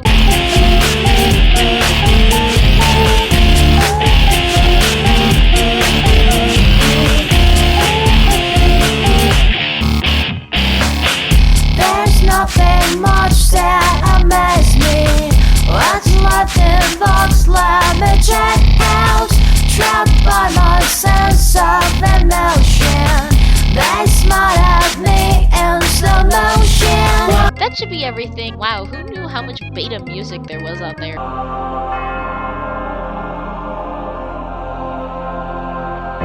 Fret's trauma. So, a now deleted Reddit user, oh, we won't forget you, buddy, on the 12e subreddit basically wrote this long post, and I would be a fool if I didn't basically try to sum it up. The TLDR is basically that Fret has some major trauma and PTSD and should really go see a therapist. Basically, Fret lost a friend in the past because his friend committed Jubilee line, and it seemed like nothing he said had any effect on it. Because of this, Fret pushed his true self down, putting on this positive, extroverted mask to literally everyone. He longs to be validated, and every time he seems to be genuine, no one really notices, so he just tosses his genuine self aside. Fret looks up to Kanon so much because he sees her as the ideal version of his personality. She's bubbly, fun, popular, but she's got one thing that he doesn't. Her personality is all genuine. He of course gets attached and looks up to her, so her death hits him hard since he probably felt like he could do nothing to stop it again. Has some form of trauma, PTSD, not only from the loss of his other friend from the pre-game, and then Kanon, who reopened those old wounds. I would explain some more, but the original Reddit post was deleted and I forgot to save it like a moron. So, to end this off, let's all give a virtual hug to Fret. You can double the effect by liking the video. Neku's tragedy. Part of the reason why Neku is so closed off in the first game is due to the fact that he was recovering from a loss. Before he entered the Reaper's game, he lost someone he cared about, which made him cut himself off, and why when Rhyme gets erased, he says, "This is why you shouldn't get involved with others. They only get you to care about them and then leave." Almost like Neku's trying to justify why he immediately closes up and freaks out at Rhyme's death. It's also mentioned in the secret reports by Mr. H. In Secret Report 12, it says that past trauma made it impossible for Neku to respond to the mass imprinting on Cat's artwork. Ouch. Poor thing. Twilly fans versus Persona 5 fans. There is some kind of battle between the Persona fans and the Twilly fans.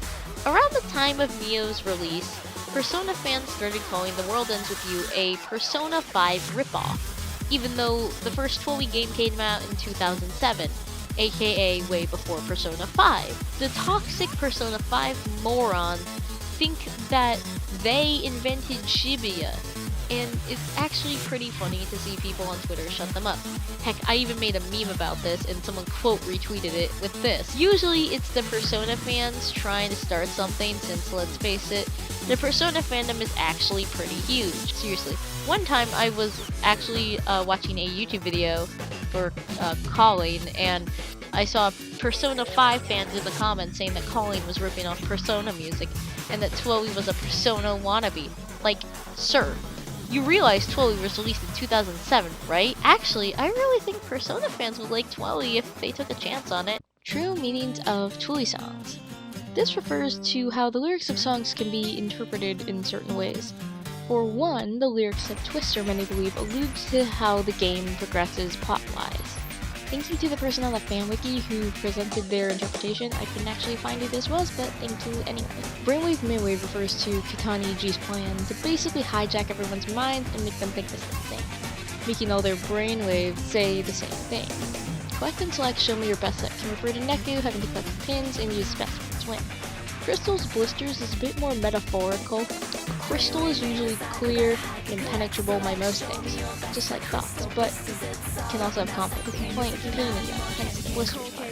According to the interpretation I got off the fanwiki, the line Psycho Cane, you're 16, I need more candy canes actually can refer to Uzuki and Karya. Karya constantly munches on lollipops. The interpretation of Cane can be used for punishment, and Uzuki can be considered a psycho, and she does like to punish players and taunt them constantly. Cold Cake, Cold Break refers to Neku's death. A cold cake is like a reverse birthday cake, essentially, so a death day cake. Indicating how expected Neku's death was, well, since... Would you expect an angel to jump you in front of a mural? Freak Got a High Kick is used along the same lines as Psycho Got a High Kick, which Psycho Got a High Kick refers to Neku. The line Mr. Twister would have to be somebody who can manipulate someone, twisting their words. I think this can be either Josh or Hanakoma if you squint hard enough. Moist with roistering. Now, I had trouble with this line, but the interpretation actually makes a lot of sense. If you use a thesaurus, this line translates to being made damp with rudeness. If Joshua is stressing Neku out with his rudeness, like he is according to Mr. Hanakoma in the secret reports, that probably make Neku sweat with the amount of rudeness there is, so makes sense. Stick it up, take it up, step aside and see the world refers to the expands to the whole expand the world around you, the whole deal thing. Effects has defects take about it, the moon, can refer to the fact that Neku still has a defect, but that affected him by having a versatile pin usage. But my interpretation of effects has defects is actually that Neku is a defector of the effect of the red pin, but either way. Whatever, take about it, the moon, refers to the fact that Neku is serving Joshua, who uses the moon as his highest fusion. Next line, Morning Rays, Hairspray Queens, get on their way to the nest the west, refers to Shiki and Eri. Those two being the Hairspray Queens, because fashion designers probably use a lot of hairspray. Morning Rays usually represent life, while sunset will represent death, representing how Eri is alive and Shiki is, well, not alive.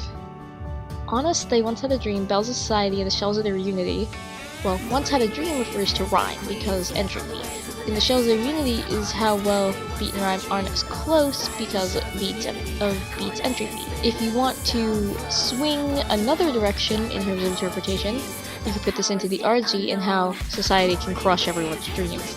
Cornet and spinet, the sound flows, falls to their home. Cornets and spinets are actually instruments, so this can represent the players, who are like the instrument, to follow the rules until they win and get to go home. Also, interesting side tidbit, Neku actually means sound in Japanese, so maybe they're afraid that they can find success through our favorite spicy tuna roll. Dragged by the power of dreams, that power is yet unknown. People in this game are here because they want to prove that their dreams are worth coming back to life for, and they're driven by this, but they don't know the power they hold since they haven't really discovered the inner complexities about what they actually want. Their insecurities and turmoil dragging them down. Wow, that was pretty long. Other lyrics of songs can refer to certain things, but I'm not going to spend too much time on these because we spent like 4 minutes going over Twister. The lyrics of Long Dream can allude to core lore points in the game, such as every day these streets are crowded with people, every night streets are filled with this noise. People interpret the song Tadakai as a telling of Beat's family issues, further supported by that being his battle theme in Final Remix. And Last Call, somebody said follows Shoka in the Shinjuku's Reaper storyline of having to leave the home of Shinjuku. I know there's probably a ton more of these, but I think we would be here all day if I tried to interpret every song. Emotion Edge. So I have to thank at Dog Emperor for this entry because they basically gave me this massive Twitter thread for everything that I need for this. So basically, Emotion Edge was the very early version of The World Ends With You. Obviously, it was originally called Emotion's Edge. As I briefly mentioned from the rhythm game thing a few layers up, Emotion's Edge was originally a more rhythm gamey kind of thing. Neku would wake up in a gray gridded city, this being the UG. The city isn't actually called Shibuya in this, it's actually called Toki, a mixture of Tokyo and Kyoto. Neku is more bored in this demo apparently, and winds up in the UG after a strange occurrence where time seems to freeze. Another difference between this and the final version of the original game is they actually had an early version of Neo's Scramble Slams, where you would claim turf by defeating Noise, and there were other players, and actually there were supposed to be 8 main characters instead of 5, and they were in team pairs based on 4 great emotions, those being affection, self, vanity, and moment. The teams would expand their territories according to their values and morals, and it would eventually break out into an all-out war due to the fact that the teams wouldn't understand each other. There were going to be other subplots on why the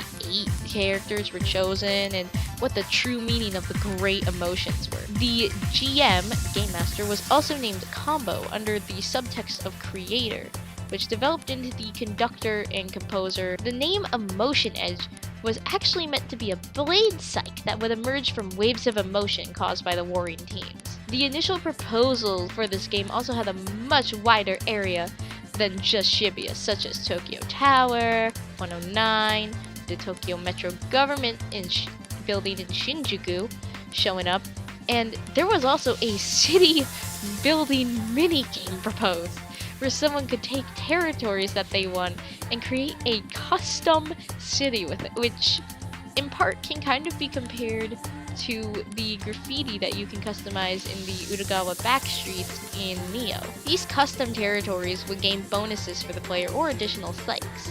The game was always going to be 3 weeks long, but you could carry over your custom Tokyo from week 2 to week 3, being able to add buildings to it, such as ones that can restore health. So essentially, to wrap this up a bit, the initial proposal was basically going to be a SimCity-esque thing mixed with rhythm game. Finally, from the beginning, this game's rhythm mechanics were super interesting, such as a beat gauge where attacks had to be timed by pressing a button when an action icon overlapped with the trigger, a psych activated depending on which button you press, with your button usage increasing based on your level. The way that Dog Emperor put it is like Melody of Memory mixed with the groove meter and the drop the beat mechanic of Neo. That will be your rhythm gameplay, for your used to be a rhythm game. Okay, the rhythm bit actually sounds really fun. I really like how a bunch of these concepts actually ended up making it into Neo, such as Scramble Slam, the various teams, and the kind of custom city graffiti thing, the beat drop, and heck, I can even see a bit of the great emotion of vanity a bit in the Varia Beauties. Emotion's Edge sounds like it would kind of be a pretty fun version, an early version nonetheless, of Twilly. But I'm glad we have the final version of Twilly that we ended up getting. Cat pin sets, forms, pictures. So we all know about how certain pins have different pin sets, such as Gato Nero's set in Neo, and the ones like Blacklit Planet set over in the original Twilly game. Well, there's 2 sets from Gatito in the original Twilly that actually form pictures if you rotate and put the pins in the right formation. The first of which is the Eden set. The pins in this set are 1 jump from Eden, 1 skip from Eden, 1 hop from Eden, 1 step from Eden, and Eden's door. If you put them together like this, you'll see that they actually form a mural of a cat. Cat's mural from right here, to be exact. And the other set, over the top, forms this graffiti right here from the Utagawa backstreet. The 3 pins involved with this one being righty cat, green cat, and lefty cat. These are some of the few times that the pin sets actually form pictures like this, and it's a pretty cool thing to see if you can catch it. And it's also pretty neat to draw back cat connections since Gatito is Cat's brand, the first 12 game. 2 Mr. Mews? So there's a major plot hole involving the lovable kitty, our beloved Mr. Mew. Why and how does Sugami have Shiki's plushie? The best explanation that we have is that Coco swiped the plush while Shiki wasn't looking, but that's kind of stupid. I think there's actually 2 Mr. Mews. Now hear me out. Shiki's Mew and Sugami's Mew have a few differences if you look hard enough, if you squint at it. First of all, look at the tail. Sugami's looks a bit more scuffed and tattered, while Shiki's doesn't. And also, look at the way that the faces are drawn. Shiki's Mew has a single line, as opposed to Sugami's T-shaped one. Now look at this. Sugami's Mew's face is a bit lower down than Shiki's. But this is honestly probably all coincidence, and the writers just kind of left a kind of hard to deal with plot hole in.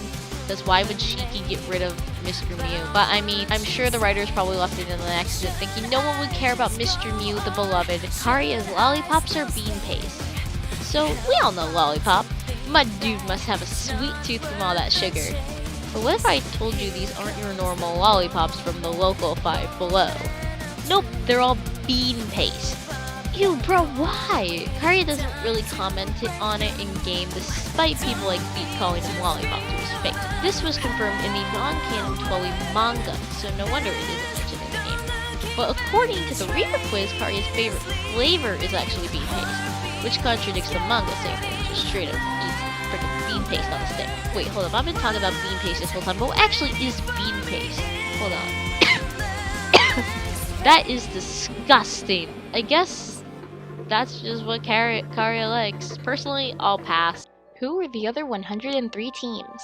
So it's stated in one of the Neo secret reports that before the Wicked Twisters actually showed up, the other teams of the Deep River Society, Varia Beauties, and the Pure Hearts and the Ruin Bringers have gone through a total of around 103 loops, or weeks. Meaning that if these guys have been around for this long, that means that at least 103 other teams have been erased before this point. If we take into account that you need at least 2 people for a team, the absolute minimum, the absolute lowest amount of players being erased would have to be 206. And that's if all of the teams were duos like Fret and Rindo were at the beginning. So, who are these other teams, and how'd they get to the UG? We'll probably never know, but it really makes you think about how insane Neo's UG game rules really were, considering that all of the other teams as well were suffering from signs of fatigue and stress, considering that Fuya has a freaking mental breakdown in front of you and all the other teams think it's futile to just try and go after the Runebringers at all. Rindo is creating alternate universes via time travel. We all know Rindo can travel back in time to change the outcome of events, such as saving himself and his friends from the flotsam known as the Deep River Society, seeing that Motoi perish via a very angry Shoka, and saving his friends from the Soul Pulvis that looks suspiciously like Darkon. Every time he did this, the old timeline became trash noise, symbolized by these raven bird thingamajigs. That means that every one of these mess-ups is an alternate reality where something completely different to the main timeline happened. In AU, where everyone fell to Deep Rivers. In AU, where Soul Pulvis wrecked everyone. In AU, where Rindo couldn't prepare Shoka in time to fight Ayano. More support for this whole parallel world thing comes from the first game's Secret Report 19, where Mr. H says, "In life, reality is made up of a continuous string of choices, and consequences of those choices. Every time a choice is made, the option not selected branches off and exists as its own reality. A parallel world." Basically, every time Rindo has to change the choices he made in the day, he created a parallel world. In terms of what I think created the most break-off parallel world alternate timelines, I think Week 3 Day 2, because you have to say the exact right thing to Shoka or you're toast. And this took me like 1,000 tries to get right. It's literally the worst bit of Week 3, despite me loving Shoki a bunch.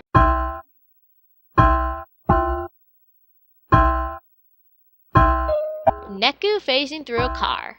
So in a trailer for 12 on the DS, there's a scene of Neku phasing through a car when waking up in the Scramble Crossing. This was removed in the original game, as there aren't really many cars in the final game at all, and gameplay and cutscene wise it was kind of worthless, but it was, I believe, referenced in the first episode of the anime, so that's cool. A boy named Neck. This is a reference to an old article that's really hard to find. It was an early article that detailed Twilight when it first released for the DS. Now, the interesting thing about this article is for some reason it kept referring to Neku as Neck. This became one of the very, very early inside jokes of the fandom, and I actually couldn't find the original article, but hey, whatever. Now the meme exists, so we will forever have Neck. Neku is Christian. Probably. So in another day, we see an alternate reality Neku. And this Neku is a bit different to our regular spicy tuna roll. He is a bunch more bouncy and he loves his life. He also has to battle his emo urges all the freaking time. In the beginning of the day, Neku actually says a prayer asking for God, yes, God, to make this day an awesome day. Though I've never met anyone but Neku who ends his prayers with thanks, peace. He ends another day as well with a prayer, thanking God for having such a great day. Remember that this is an alternate reality, Neku, so we can theorize that Neku probably practices some kind of form of Christianity in this alternate reality. Obviously, our main boy Neku probably doesn't. Neku's contrasting color scheme. So I have to thank Twitter user @AJ_the_Hobo for the detailed explanation on this one. Thank you so much, dude. You're awesome. So basically, they pointed out how Neku's color scheme matches and contrasts with his partner's to reflect his character. Shiki's design has bright, saturated colors like pink stuff, while Neku's has a more cool color scheme. They're opposites of each other, also reflecting their relationship, because while their color palettes seem like they would clash, they end up working really well together. Like how their personalities seem clashing, but that ends up being their strength. Now, look at Frigid over here. Josh has more muted colors, more cool blues and grays, similar to Neku in a way, kind of representing how they both have similar ideals on people and not understanding others, but Josh is way more desaturated, making for less of a compliment and more of a contrast, reflecting how in the game, despite having similar ideals, these two are far from being besties and have trouble getting along. You can also see this in the fact that Neku also has more sharp edges in his design like his hair, as opposed to Joshua's more soft shapes. And Beat, of course, is more of a complement, and you can find Beat's color palette in Neku's, and they complement each other. Shiki and Josh are the more apparent in the colors though, but what a cool design detail, huh? You can really tell every bit of this game, even down to the freaking character contrast colors, is filled with such love.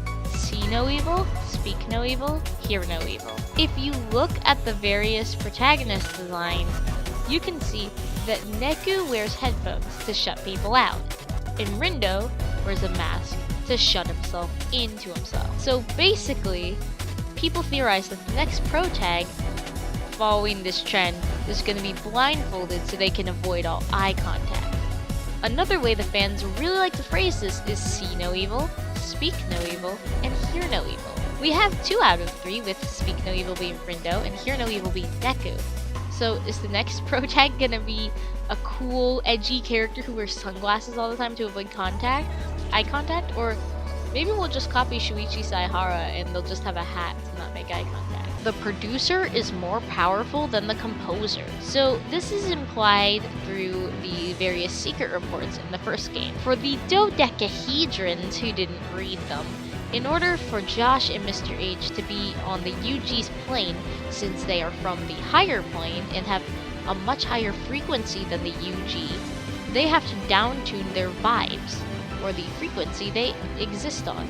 Mr. H can seem to do this without any real hit on his powers, while Josh has to limit his powers in order to downtune. And Josh also can't really force Mr. H to do anything for it. More like just request it, such as with the phone modifications.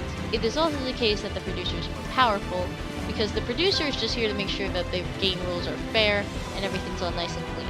Unlike the composer, who just makes the rules and oversees things. Rhyme lost her entry fee. So in the first Twilight game, in order to play the Reaper's game, you needed an entry fee. The thing you value most would be taken as a payment. If you win, you got it back, but if you lost, you would lose it forever. Some examples include Shiki's entry fee being her true appearance, Neku's first fee being his memories, and second being Shiki. Now, we don't know what Rhyme's entry fee was exactly, but remember how I explained that Rhyme was erased back in week 1? That means that she lost the game. Even when she was revived, she lost whatever her entry fee was forever. It's heavily implied that Rhyme's entry fee was her dreams, due to the fact that she doesn't have any in the game. The anime actually ended up making this fan theory canon. In Rhyme's attempts to find a new dream, she discovers that she's actually really good at hacking, and she helps out the Neo crew by breaking into the RNS. At least there's a happy ending for Rhyme. Demons. As you complete achievements and stuff, you level up your ESP rank, at least in Neo. In the first game, I believe you just upgrade it from getting points and stuff. The titles, though, are references to various roles in the game, such as Reaper, Producer, Conductor, Composer, etc. The one that stands out the most, though, is Demons. Demons never really appear or even really mentioned in the game except for here. There's no mentions in the secret reports. So what exactly are they? Maybe it's just trying to match the Angel, Devil, Reaper thing, but come on. This is the only one that doesn't get mentioned anywhere else. One of the people on my suggestion board for this Iceberg had the thought that maybe erased players eventually turn into demons. I mean, the wiki did describe Noise as kind of demon-like, but I mean, who knows? The interesting thing about this ESP rank as well is it's right below the God rank. Excuse me? You're telling me that in Twilight lore, this is right below this? Is part of becoming a god being that you have to be a demon first? Also, why are demons higher ranking than angels? Shouldn't it be the other way around? Also, a funny thing that I heard, but I mean, I can't really confirm it, but I've heard it a lot, so I assume it's true, is that on versions like the original US version of Twilight, after you hit the god rank at 10,000 points, if you go past 10,000 points, you circle back into the demon rank. I don't like the implications of that. Marijuana leaf in the Neo files. So a Tumblr user posted an image of a marijuana leaf they found in the Neo files. Now we have no idea what this could go to because it makes absolutely no sense why it's there. Maybe it was a test left in the game, or maybe originally one of the characters was gonna smoke that Mary Jane, Marriage-a-Midge. I theorized Fret. Maybe Fret was gonna be more of a stoner, considering that his birthday is 420, and his base stats are, 69. Nice, but who knows? Stoner Fret would be kinda interesting, though.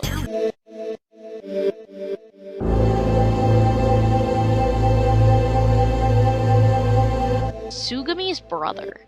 In the secret reports in Neo, we get lots of details on certain things about the characters, such as Rindo's main thing being that his soul stagnates because he has a fear of taking responsibility, and he's very indecisive. Relatable, I feel for you, Rindo. But the most interesting of these is Tsugami. We find out that Tsugami had a brother. Tsugami's brother was the conductor of Shinjuku, until of course Kubo showed up and used Shiba as a pawn. Since Tsugami figured out Kubo's scheme and stood with her brother, Kubo stripped her of her Reaper status, which in Shinjuku, if you're stripped of Reaperhood, you're erased. Her brother saved her life, however, by rescuing her soul and stealing it in Mr. Mew when the inversion happened, costing him his life. Man, it really is a shame that we never found out much more beyond the secret reports. Iris Cantus' deeper meaning. So this one's just something I noticed and I think is kinda cool, and I haven't seen a lot of people really point this out. But if you're a nerd like me, who did every side quest every day as we played through the story, you would know that there's an urban legend based on the iris. To quote Ryoji, they say that if you give a certain special flower to your certain special someone, you two will suddenly share a magical bond of love or some shit. Give one flower and your boo will take on all your pain. Give a whole bouquet and you take on their troubles instead. I'm pretty sure this can be platonic or romantic. As you can see, some people you can imprint on just wanting to give it to friends or family. Ayano has always been like a big sister to Shoka, watching out for her, helping her solve her problems, and even referring to her as my darling. Shoka even says herself that Ayano's basically her family, and Ayano is willing to freaking plague Noise into her system to bring Shoka back to her. So maybe she transformed into Iris Cantus as sort of a metaphor for trying to take Shoka's pain and angst away from her and, bring her back. Also, Ayano's name literally translates into Iris. So this was just something really neat and cute that I noticed, since my perceptive little AP Lit brain said, OMG, the symbolism! Shiki and Neku mirror Hachiko. Alright, so this is another thing courtesy of my AP Lit Galaxy brain. So in order for this entry to actually make any semblance of sense, allow me to tell you the tale about a dog named Hachiko. Hachiko was a dog, specifically an Akita. He would accompany his owner to the Shibuya station every day when his owner would go to work. However, one day his owner died of a brain hemorrhage while at work, never returning home to meet his faithful canine. Hachiko was not swayed, however.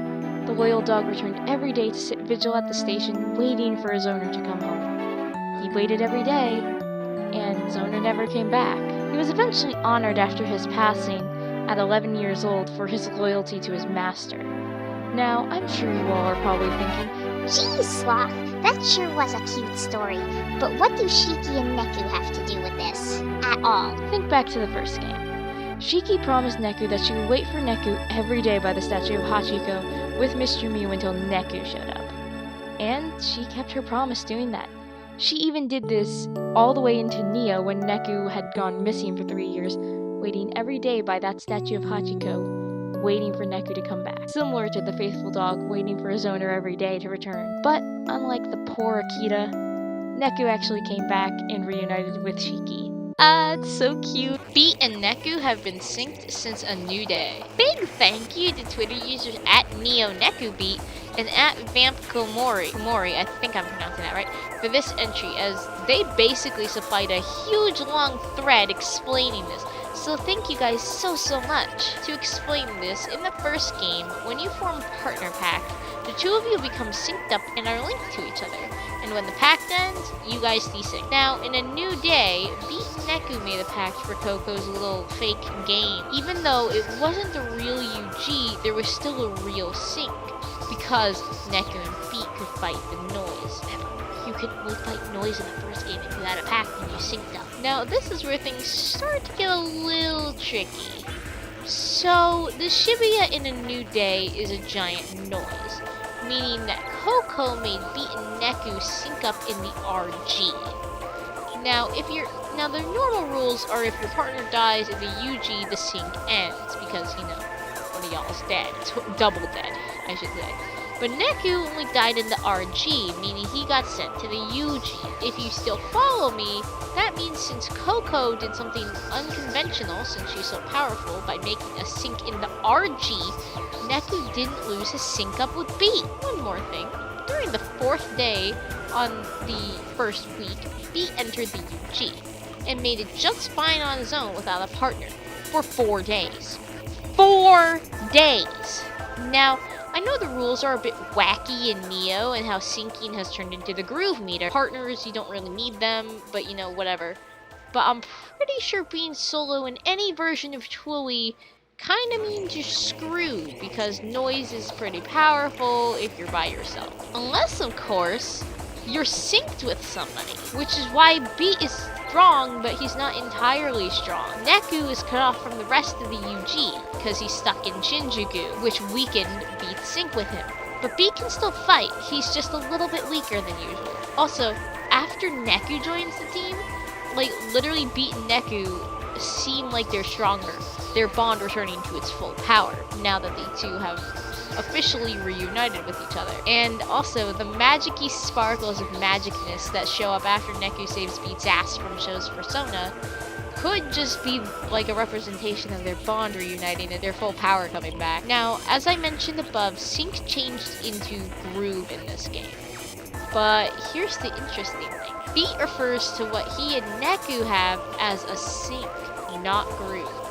And it's only referred to as sync in response to Beat talking to Neku, evidenced by this line right here. There were several other little things too that especially are mentioned in the thread. Overall, that's just really cute. What the heck?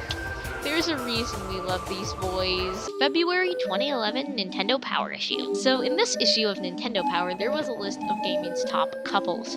Neku and Shiki placed 7th on it. Okay, let's go Nishiki shippers. We win these! It's so strange though, as Twilly usually doesn't get this much attention. At least not until Neo. The love meter gives them 5 out of 10 hearts and reads, when we first meet Neku, he's a card-carrying member of the Square Enix Brooding Jerk Club, founded and presided over by Final Fantasy VII's Cloud Strife. Shiki is cheerful and eminently likable, but she's burdened by some serious self-confidence issues.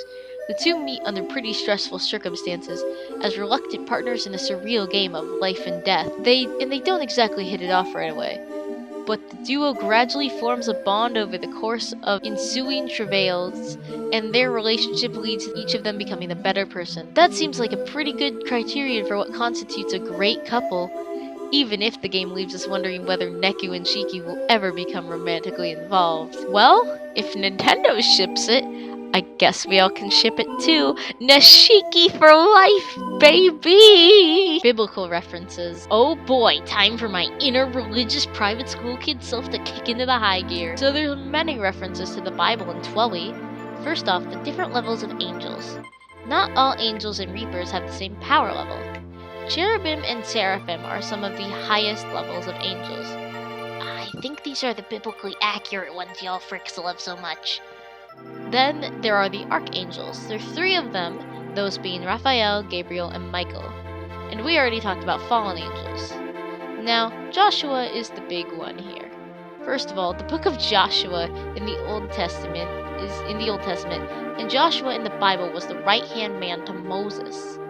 Maybe some of you guys watched the show VeggieTales in your youth. If you did, like me, you would remember the episode Josh and the Big Shibuya. No, I'm kidding. Josh and the Big Wall. This Bible story is about where the Israelites march around the city of Jericho for 7 days, and on the last day, the walls fall down. You can also see this in the meme that is Joshua and the Promised Land if VeggieTales ain't your style. This can be a slight parallel to how after a certain number of days, Josh was going to take Shibuya down by erasing it.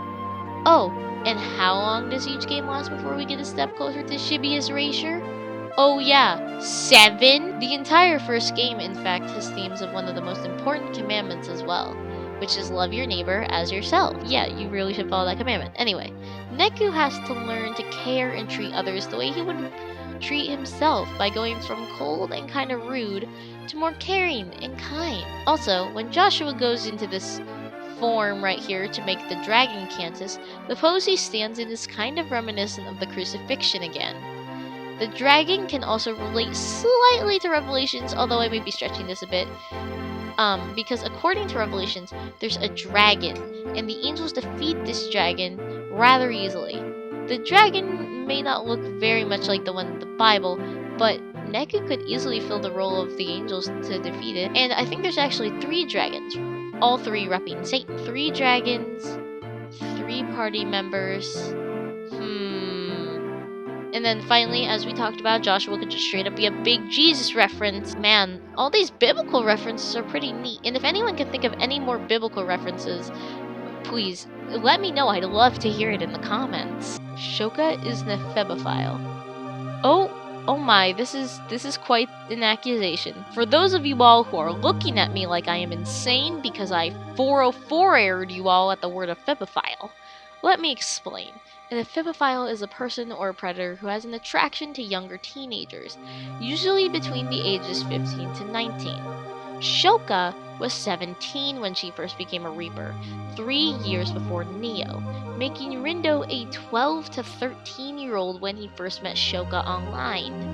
Now, we've already established that Reapers don't age, but if Shoka did age normally, she would have a crush on 15-year-old Rindo while being around 19-20. And Rindo would have a crush on a 19-20-year-old Shoka. Do UG rules apply here? Cause I don't know, Rindoka stands. Oh, of course, I don't think that the whole Shoka thing is true. I think it's just an observation of just if Shoka aged normally, this would probably be very wrong. But I think since weird Reaper UG don't age rules apply, I think we're in the clear. Twilly actually exists in Kingdom Hearts. So I'm gonna be stretching a bit with this one because I want to talk about Dream Eaters more. Shocking, I know. What I'm trying to say is that either Cheerthies have knowledge of the UG/Twilly, or the game franchise is something you can physically buy in the KH world. Now hear me out before you start screaming at me in the comments. At the end of Union Cross, oh yes, spoilers for the mobile game I guess? Do any of you guys even really care about Union Cross? Whatever. We see that the Cheerthies put the hearts of the Keyblade wielders in their little wallet pouch things and turn into Dream Eaters to protect the Keyblade wielders. ROC decides not to do this, and their heart chillaxes in Xehanort's heart. So, the Dream Eaters each wielder turns into kind of reflects what that wielder was deep down in their heart. At least, I think that's the thought. Most of them you could explain with a personality trait, such as the Tama sheep are probably Dream Eaters that were cutesy, or maybe like to sleep a lot, or were kind-hearted. But what about things like the Pseudo-Neku or Beetle-like? Those are references to Twilly. Beetle-like has Reaper wings and is based on when Beat became a Reaper during Week 2, while Pseudo-Neku speaks for itself. It's based on Neku. No one has ever seen these guys until Dream Drop Distance though, so how can these Dream Eaters exist? I think this leads us to a few options. Number 1, Twilly is a physical game you can buy in Daybreak Town, and a few wielders loved and related to the characters so much that they turned into a version of them. I mean, you could dress your OC up as Shiki, Neku, and of course, the greatest Twilly character of all time, Mr. Mew. Mr. Mew, my beloved! Isn't this just cosplay? Number 2. Maybe some wielder collecting Lux from the worlds traveled to the UG Shibuya, and in their greed for Lux, they met the Twilly crew. Or, number 3, Cheerthies know and have knowledge that Shibuya exists, and planted all of this stuff to get Twilly more popular, and transform the few that fell in love with the game into those. I know I'm reaching and joking around, none of this is probably real, and I just wanted to point it out because it's just a little weird. Twilly characters face you in Flick Rush. So in Kingdom Hearts Dream Drop Distance, there's a little mini game called Flick Rush. Basically, it's like Yu-Gi-Oh! Mixed with Tin Pin Slammer, mixed with Pokemon. You force your Dream Eaters to take part in a gladiatorial competition to the death. I mean knockout. Anyway, many of the opponents you face are actually references to the Twilly cast, as well as one cup literally being named after something Twilly. That being the Tin Pin Cup. Some of your opponents in the cup are actually Twilly references. You beat up all of Death March, that being 777, BJ, and Tenho, and then Show's there too. I mean, I guess Mathman's too lazy to beat up Sora and Ryu normally, so he opted for the option of beating them up in Flick Rush. Surprisingly, Show is the only one with an actual Twilly-themed Dream Eater, that being Pseudo-Neku. Joshua looks like a crinkled receipt. Okay, I had to mention the Twitter joke somewhere. Essentially, somebody basically said that Joshua looked like a crinkled receipt. Somehow, this turned into this huge thing of people calling Joshua just a crinkled receipt and referring to it like a way to roast him. I mean, to be fair, Joshua does have the energy of a crinkled receipt. If a crinkled receipt has energy in any way, shape, and or form.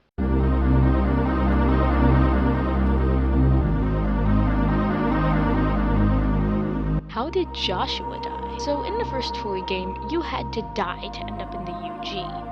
Neku was a victim of the Ten Duel Commandments via Joshua. Beat and Rhyme were taken out by a car, probably being driven by the Sonic Squad. What up, Sonic Squad? Today we're doing some Sonic racing. Ready? Let me show you how it's done. Gotta get these rings. Whoa, whoa, whoa, whoa, whoa. Come on, come on, come on, come on, come on. Almost there. First place. That wasn't that hard. And Shiki perished via an accident, which is a little vague, but okay. But we never find out how Joshua dies. Even when Neku asks, he just says, not telling. Everyone in the UG, including the Angels and the Composer, allegedly died at one point, and moved up in the UG ranks enough to the point of becoming part of the higher plane. Kind of like Reapers. So, how did Joshua die? He had to have died at some point. Well, I don't think Joshua died like Shiki, Beat a Rhyme, and many people agree with me, because some theories suggest that Josh committed, the evidence for this is that he said that he was bored of his RG life, and that he was in the UG because he wanted to be. I don't think anyone wants to be in the UG unless someone really, really wanted to die. So I think Josh probably did himself in and ended up becoming the composer. Dang.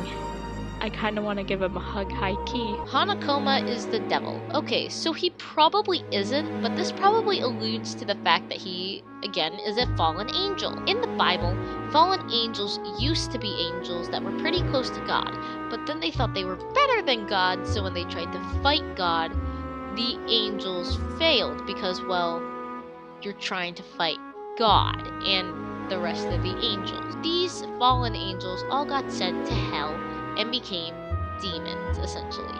The first fallen angel was named Lucifer, or what we know as the devil. So maybe Hanakoma being a fallen angel means that he's kind of like a demon now? I mean, demons in real life, if you call Christianity real life, if you believe in that, try to tempt people into going down on the wrong path by making bad choices. Could Hanakoma's mass imprinting be a form of temptation? I mean, nice temptation, but still. Phoenix Cantus's feathers represent the alternate timelines. For the people who forgot, this is Phoenix Cantus. No, Editor Sloth. That's the boss from the 2008 Sonic game Sonic Unleashed. The other video. This is Phoenix Cantus. Its main form of offensive is to use these huge tail feathers that have a variety of different attacks. And according to Secret Report 23, each tail feather is represented of a temporal reversal, or in layman's terms, a time reversal. Every abandoned timeline Rindo ditched became one of these feathers. The feather count is actually accurate as well.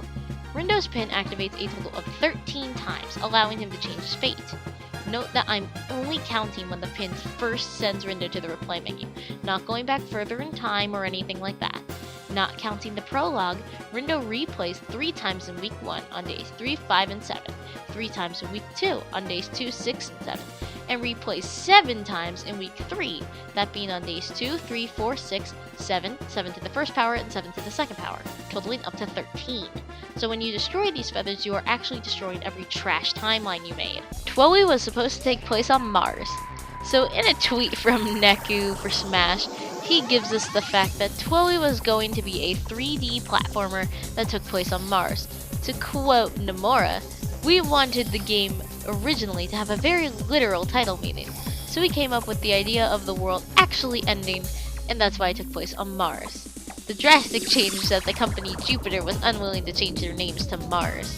Nomura said that it was disappointing and that all the games that Square Enix lets me do nowadays are spiky-haired anime protagonists.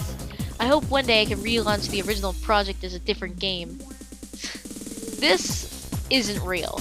This was actually a joke written by Neku for Smash for April Fools. But us filthy Americans didn't get it because we got the tweet a day earlier because the Australian moderator for the account posted it on their April 1st, which is a day ahead of America, leading to misinformation. Gosh dang it, Australia. Italian plagiarism. So when Twilly first released, there was no official translation for Italian or in Italy, so, as the fans do, a fan translation was created. The translation was made by a user called Muser, who started translating this thing at 16 years old. Almost like when Tomato and his team fan translated Mother 3 for the English-speaking fans. Mentz was the head of the team who did the cutscenes for the original Twilly, while Muster did basically everything else. And then when Solo Remix dropped in Italy, though, with the official Italian translation, there was a notable amount of plagiarism from the fan translation. According to the translation team, about 90% of the game's dialogue looked plagiarized or identical to the translation team's work, although it's never been confirmed if the Solo Remix translation team actually stole from the fan translation team. The origins of the latent powers. So the main members of the Wicked Twisters all have latent abilities or psyches that remain dormant until something happens that activates them. The combined efforts of U/Gam KHT and U/Garrett, I hope I'm pronouncing those right, gives a pretty good idea of where each member of the Wicked Twisters got their abilities from. Let's start off with Nagi. Nagi has the ability to dive into the minds of other people, reading their thoughts and emotions. This matches really well to the fact that she's addicted, almost obsessed with elegant strategy, which at its core is a game about reading people and responding promptly, hence why she's so good at reading others to facilitate her interactions. Thus, her latent ability is being able to read people's minds and read into them, seeing their deepest thoughts and emotions through her dives. Rindo is extremely indecisive, very much goes with the flow, and has trouble when it comes to taking on lots of responsibility, such as being the leader of the Wicked Twisters. So his latent ability, due to his indecisiveness, is the ability to change his decisions, which in a way this can also take off some responsibility of being leader, since he can technically reroute any bad decision he made, taking no responsibility or very little responsibility for his actions. Next up is our lovely yet traumatized boy Fret. Now Fret's power is the power to remind people of things that they've forgotten. Now the two lovely Redditors have given several interpretations for Fret's ability, so we'll go through all three that they gave. First, Fret probably constantly thinks about his friend who passed away, since it sticks with him and uses it as he makes a barrier for himself, making him not take anything seriously. That thought of his old friend sticking in his mind, keeping his thoughts in the why take anything seriously mindset, manifests in the ability. Second, Fret says that nothing he did seemed to matter to change his friend's mind from, well, sewer slide. Maybe the abilities to change the way people think by getting them to remember is how this ability came out. Or finally, making someone remember something could take attention off of Fret's problems and onto something else, so people don't try to figure out Fret fully, allowing him to continue to wear a mask with a smile for hours at a time. No, I'm sorry, put the psychs down please, I'm not done. Next is Neku. Now Neku's ability is to be able to link up with anyone, such as with his partners in the first game, or how he linked up with everyone in Shibuya in Neo in Operation Awakening. This probably came about from the fact that he chose not to connect with people in the first game before, of course, his new buddies came along and made him a mom friend. Now Shoka doesn't really count, as her telewarp is just a Reaper power that stayed around for some reason. And then finally, Beat's sound surf ability could just be a part of the fact that he's pretty impulsive. I mean, he almost died to the right angle derivative over there. So his tendency to drag everyone along together could manifest in the sound surf speed boost. I think this is a pretty neat theory, and it gives a reason for people actually having powers and not just, ooh, game design. Air in a can is O'Hare purified air. So I made this connection quite recently. We all know the air in a can, right? It's the fresh air that the people of Shibuya can breathe from veggie lovers. Now, the air quality isn't all that great over there, at least I assume. So how are they getting such good air to the point of everyone liking this stuff? It's quite obvious. It's because air in a can is just O'Hare purified air, freshness to go. From the hit 2012 Illumination animated movie, The Lorax. I don't think the Veggie Lovers shop owner is actually O'Hare.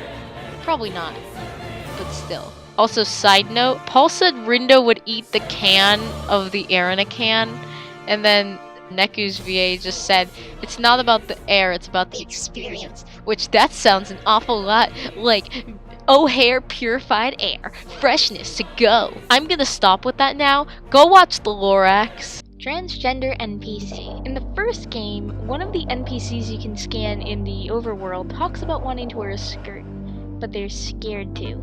Later on, you see a female NPC who says that they knew dressing up as a girl would be fun and that no one actually noticed, that they really enjoy it. I think the implication here is that the NPC is transgender. Actually, you know what? That is the implication. And oh yeah, this is why we love Twilight right here. Oh, did I mention that this game came out in 2007? Big pog, big win for the Twilight fandom, I'd say. Every character's struggle is related to love. In the first Twilight game, every character's struggle actually kind of relates to love or a type of love in some kind of way. At least the main cast. Shiki has to learn how to love herself for who she is. Beat's whole motivation is because of his brotherly love and affection he has for Rhyme. Rhymes is a little tricky, at least for me to pin down, but my best guess is that her sacrifice that she had in order to, get to the RG, and that she had in the UG, was because she loved Beat in a sisterly way. Neku straight up has to learn how to love others and let them into his world. And I guess for Joshua, he needs to learn how to love Shibuya again in order to, be convinced to not erase the dang city. We are all Neku. So I actually have to thank one of the voice actors for this theory. During a Reddit AMA with Paul Castro Jr., Max Sudell, Miranda Parkin, and Jesse David Cordy, someone asked what their personal theory about Twilly was. Paul Castro Jr. responded and said that we're all Neku in a kind of way. I can see it. I mean, everyone can kind of fall into Neku's old way and kind of relate in like the way of thinking, out of my face, I have my values, you can keep yours. And over time, through our experiences, we expand our worlds, opening up to others, becoming less alone. Our worlds end with us, after all. Thanks so much for the theory, Paul. Twilly is truly a DS-only exclusive. I'm gonna leave you something with a little more philosophical-like to end this off. So, in every remake of the first Twilly game, and heck, even in Neo, combat had to be modified from how the original actually worked. Partners are relegated to a pin, and in Neo, each person on your team wields one pin, each one tied to a button. If you ever want to truly experience the original Twilly, how it was back in 2007, most fans, in fact every fan, says that the DS is the true way to go if you really want to experience the original. Even on an emulator, you can't get the true feel of the DS gameplay. Certain pins are harder to use, such as drag, scratch, or slash pins, since you have to use a mouse or something emulating a stylus in order to get it to work. And heck, even the mic can't work properly sometimes since you have to tie it to a button, kind of defeating the purpose of the whole scream into the mic pins. Truly, Twilly is one of those games where if you want the full original experience, you have to play it on the original DS or 3DS if you don't have a DS on yet. So it's truly a DS exclusive that can't be done anywhere else to a perfect degree. And although I do love Neo to death, and it did a great job translating the gameplay over to one screen, trust me, it's my game of the year. Twilly, the original anyway, is best on the original DS. But was it ever about the game, you guys? Was it ever about the gameplay?